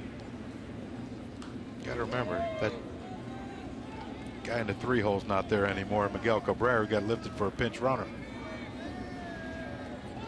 Escobar tonight 0 for 4. And he sends one out to short, caught by Romine, and that'll end the inning. But the Royals get the go-ahead run. They take a 2-1 lead to the bottom of the 10th inning in Detroit, and they've got one of the best poised and ready to come in for the bullpen. It started with Gordon allegedly getting hit by a pitch, and eventually would come in to score on the sac fly by Infante. Now it'll be Hollins heading to the mound for the Royals, with Kansas City 3 outs away from victory.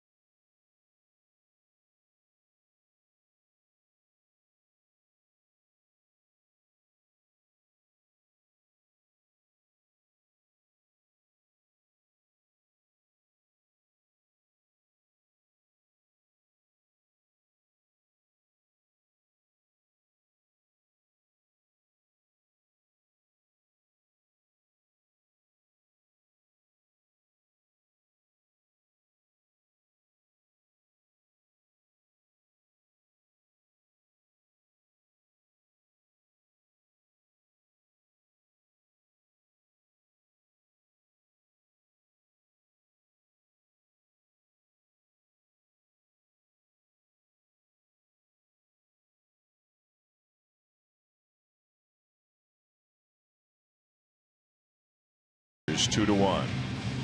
MLB calendar Monday night. Baseball presented by USAA. The Braves and the Reds at 7 Eastern. Wednesday night baseball. The Mets with Matt Harvey scheduled to pitch, taking on the Cubs. And then 1 week from tonight, we'll see the Tigers again at Busch Stadium in St. Louis. Sunday night baseball presented by Taco Bell.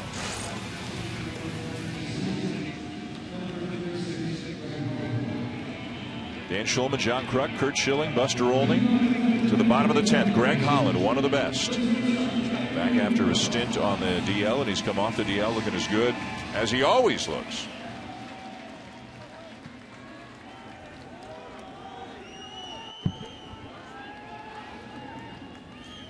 Will the rally caps work? Andrew Romine, the number 9 hitter, will lead it off for the Tigers. As Crucky mentioned before we went to break, no Miguel Cabrera. His spot is due up 4th, but he was lifted for a pinch runner.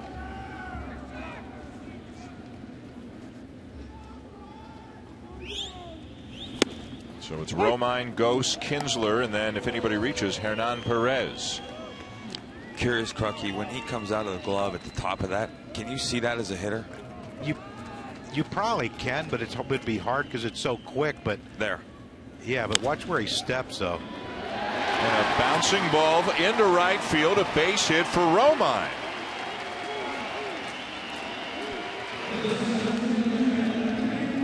Now what do you do? This is what you look at when you're looking at Greg Holland. It's kind of funky how he steps toward first base than he does straight at the hitter. If you're a lefty, you have to feel like everything's going to be away from you, but Romine stays on it. It's a CNI single to right field. Oh, wheels are going to be turning. What do? Do you bunt him? Let's go. He's bunted twice tonight. Popped up once at a bunt single once. Romine stolen a base, so who knows? Shows bunt, and it gets to the backstop. What happened there? That was a cross-up. Bad cross-up.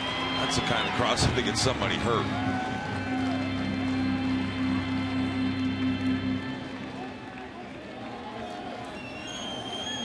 You'd think that if it was a cross-up, and it sure looked like one, that Perez would be out on the mound talking to him right now.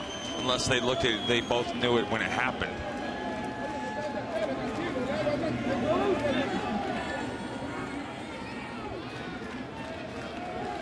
And now you know he's bunting. No way. I don't bunt here. I don't give away an out to this guy. You don't trust Kinsler to hit a fly ball? No, it's not even that. It's that when you have a guy that can be that much of a swing and miss, and a guy this fast at the plate, he doesn't have to square a ball up to get on. And you create some pressure on the defense if you're confident he's a contact guy in this matchup. Squares.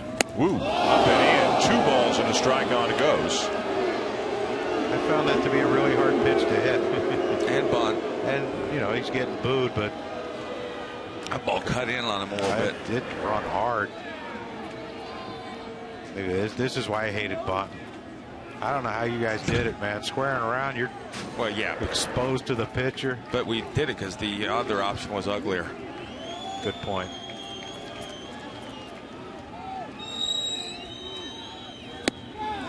Upstairs, ball 3. Now you might want to say, turn him loose on a heater right here.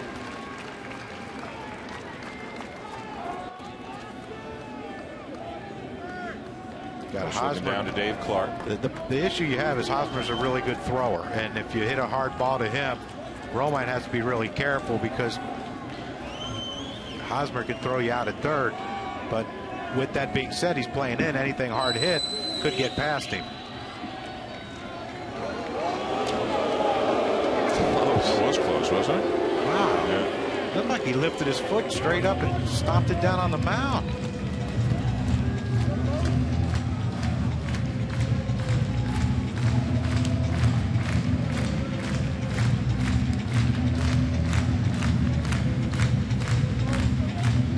This is where your Ghost. You know Holland's got a good fastball. You know the last thing he wants to do is walk you. You got to get started early and try to get out in front of one. You have to pull this ball no matter what. Squares. And bunts it foul, and the count is now full. A 3-1 split. I don't think he was worried about walking him there. Because when you start to think through what happens after that, is Kinsler bunt? Nope. Probably not. Yeah. And you got a guy out there that can get the swing and miss, and that's the game changer for both managers right now.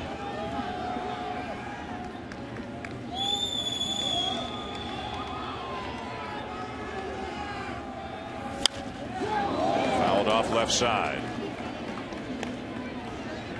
Hit an empty seat. What are the odds?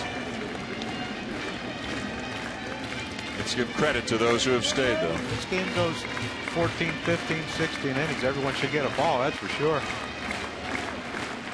These are the fun fans.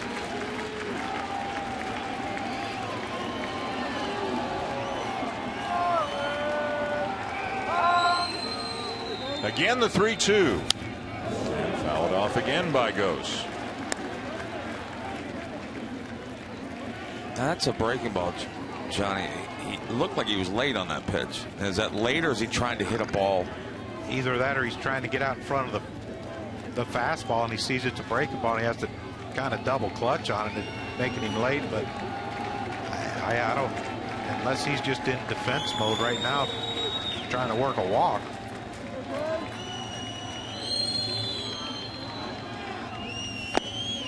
And he draws the walk. So the tying run is at second. The winning run is at first with nobody out here in the bottom of the 10th. I know in the middle of the at-bat that goes that Ian Kinsler went over and spoke to Brad Ausmus. And I'm sure it was one of those, hey, if he gets on, you want me to bunt? You know, if he gets him over to third, or if it's first and third or whatever, you know, what do you want me to do?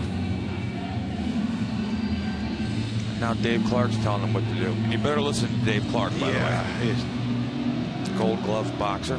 Yeah, and a nice man. Great guy. Well, somewhat of a different situation, but Friday night Ian Kinsler was at the plate. Yeah, with Ghost on second base. Yep. Johan Pino was pitching for Kansas City. The bunt is down. It's a good one, and the throwing error allowed the winning run to score. Now this is different because it's the tying run out at second, not the winning run. Kinsler can handle the bat, both as a bunter and if he's swinging, obviously. He shows, and he bunts it foul. He's got to be a challenge to bunt against. Yes. And not because of the velocity, but the movement.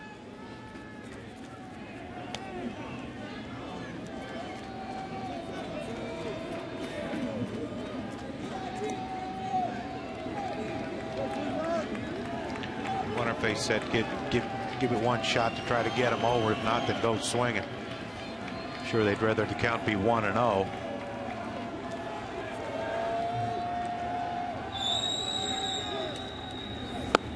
Low, a ball and a strike. And the other thing I always found good hitters to do was to do that first one, take that first shot to try and get another fastball that you could swing at.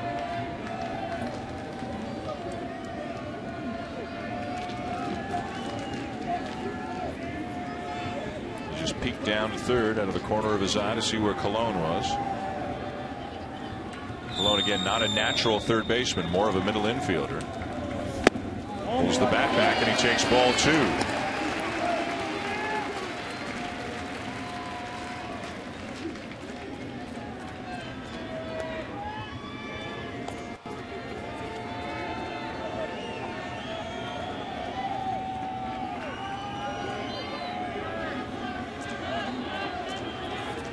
That's some swing right here. Time called by Salvador Perez. 2-1 Kansas City, but the Tigers have the first 2 men on here in the bottom of the 10th.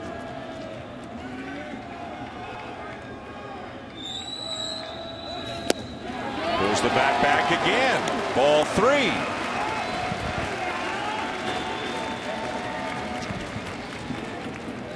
again. And Miguel Cabrera's spot is next, but because he was lifted for a pinch runner for the 9th inning, it'll be Hernan Perez.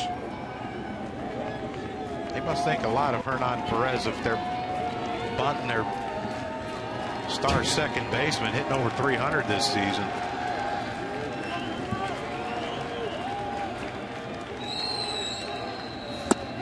Ball 4, and the bases are loaded with nobody out.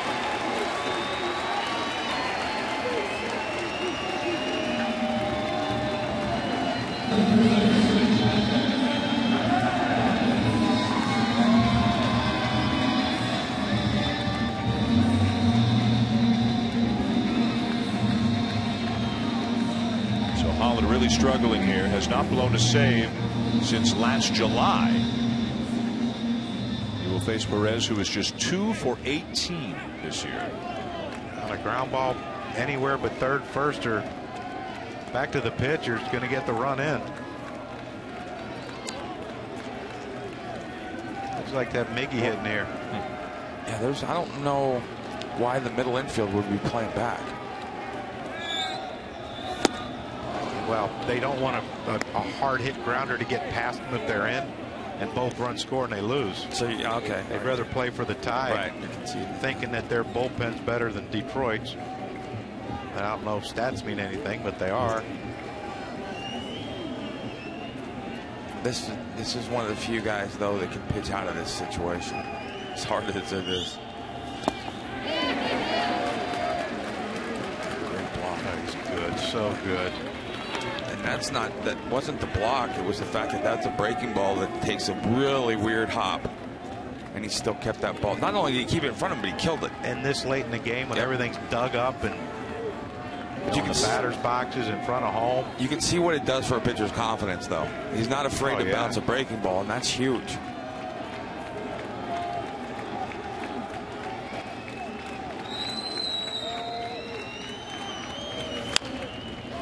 Ground ball to third. Colon coming home for one. Throw down to first in time for the double play.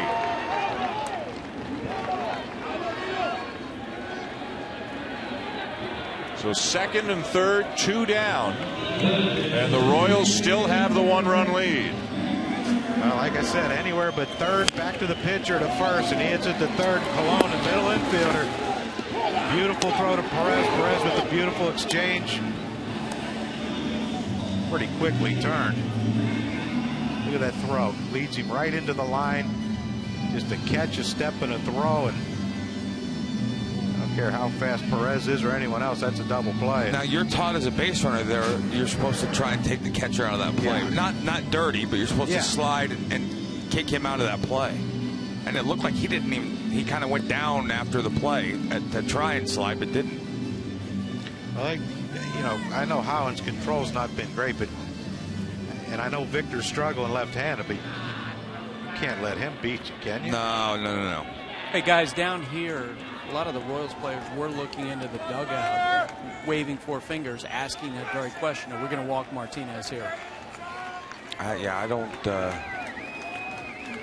Unless he trusts Perez to block him, and he's going to throw splits and see if Victor will chase, but I don't know.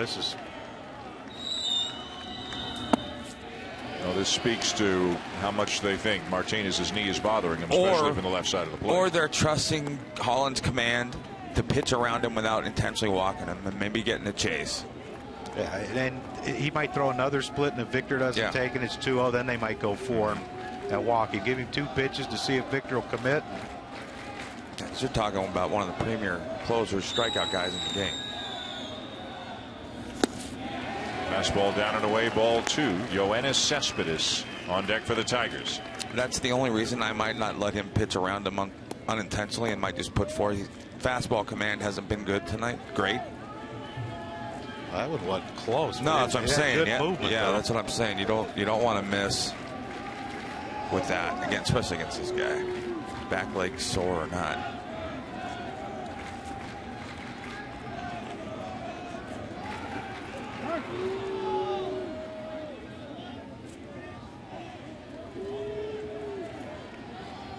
Fastball strike. He wins the game 3-2.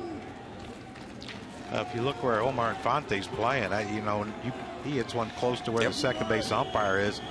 Ain't no way they're going to throw Kinsler out at home. 2-1. That was filthy. Ghost, the runner at third, has great speed. Kinsler, the runner at second, very good speed. Kinsler, the winning run, Ghost, the tying run. But the Tigers are now down to their final out after the 5-2-3 double play that Perez hit in 2 moments ago. I still don't pitch to him. No. You got to make him get himself out.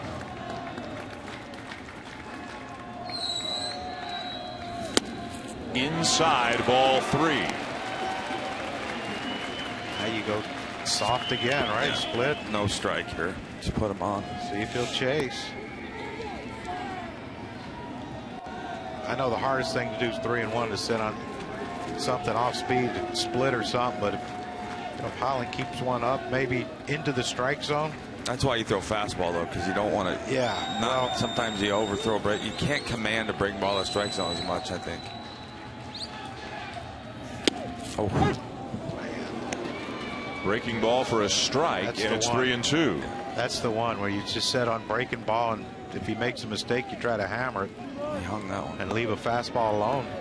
That's the beauty also of throwing 95, 96. Yeah. Get away with stuff.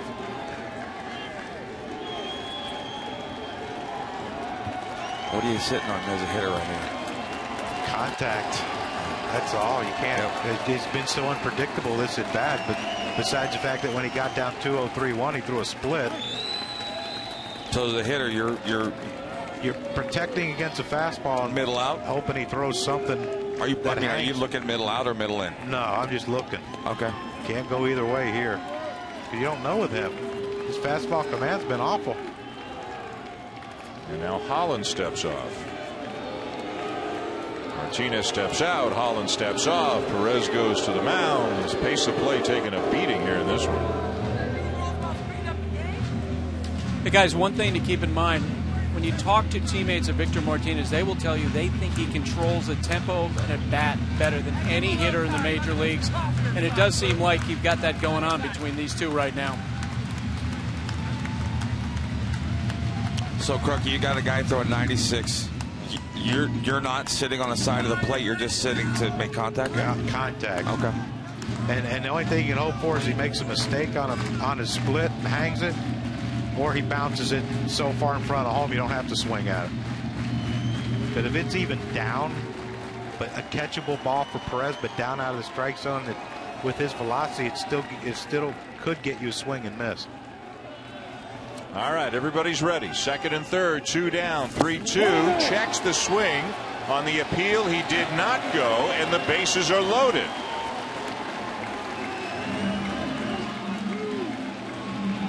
So now here comes Cespedes. It's a good at bat. Both ways. Yeah, this is what I was talking about, the split, that if Salvador Perez could catch that in the air, he might have got a swing and miss. Too low. But it was just a little bit too low for, and give Victor credit to be able to hold up on that. Because you know the adrenaline's pumping. I don't care how many games you played. Well, that's what you're trying to take advantage of as a pitcher, is that adrenaline. Yeah, and he did that with Perez. Here's Cespedes. Up and away, ball 1. Not often that Holland has to throw this many pitches in an inning. He's already thrown 26. Cespedes has been very productive, driving in runs with 2 outs. Tying run at third, winning run at second. Bases loaded, 2 down in the bottom of the 10th, 2-1 Royals. And the 1-0. And a big fastball swung on, foul to back above us. 1-1. Gotta make that play, Crookie. Nah, a little too high. He got good vertical, though. Oh, yeah. He had. That's the kind of game it's gone on for hours, and a long rain delay, and Kansas City's got a flight. But, you know, what if these teams are within a game of each other in late September? Here's the thing. That flight Kansas City's going to take is a lot better flight after a win. Yep.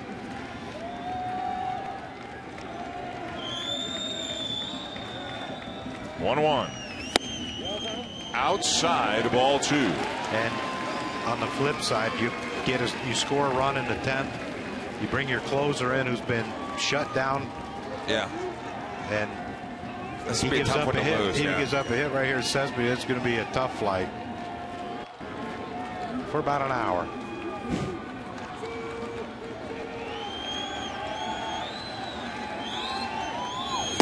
Ooh, big rip at a breaking ball. 2-2 on Cespedes. Well, they say you get one good pitch to hit and bat, and I think that one right there for Yoenis Cespedes was the one. That was a hanger, middle in, but he hasn't been as sharp. Not that matters. He can still make a great pitch, but all he has to do now is make one good pitch, and it's doesn't over. have to be a strike. Yeah, Cespedes, he will chase. Perez has to block it too. And the pitch. Got him. Holland strikes out Cespedes, and the Royals emerge with a 2-1 win over the Tigers in a rain-delayed extra inning affair tonight here in Detroit. It was not easy for Holland, but he got it done in the bottom of the 10th, picking up the save, and Kansas City wins 2-1 as their lead over the Tigers goes to a game and a half in the American League Central. He followed up a hanger with a nasty ball down and away. So it is over. After 10 innings and an hour and 43-minute rain delay, Detroit loses. Kansas City wins. They take 2 out of 3, and that flight down to Texas will be a little bit easier to handle for the Royals. Our next MLB telecast on ESPN tomorrow night at 7 Eastern. It'll be the Braves and the Reds coming up Monday night. The final score from Detroit, the Royals 2 and the Tigers 1. For John Kruk, Kurt Schilling, and Buster Olney, I'm Dan Shulman saying so long from Detroit. SportsCenter is next.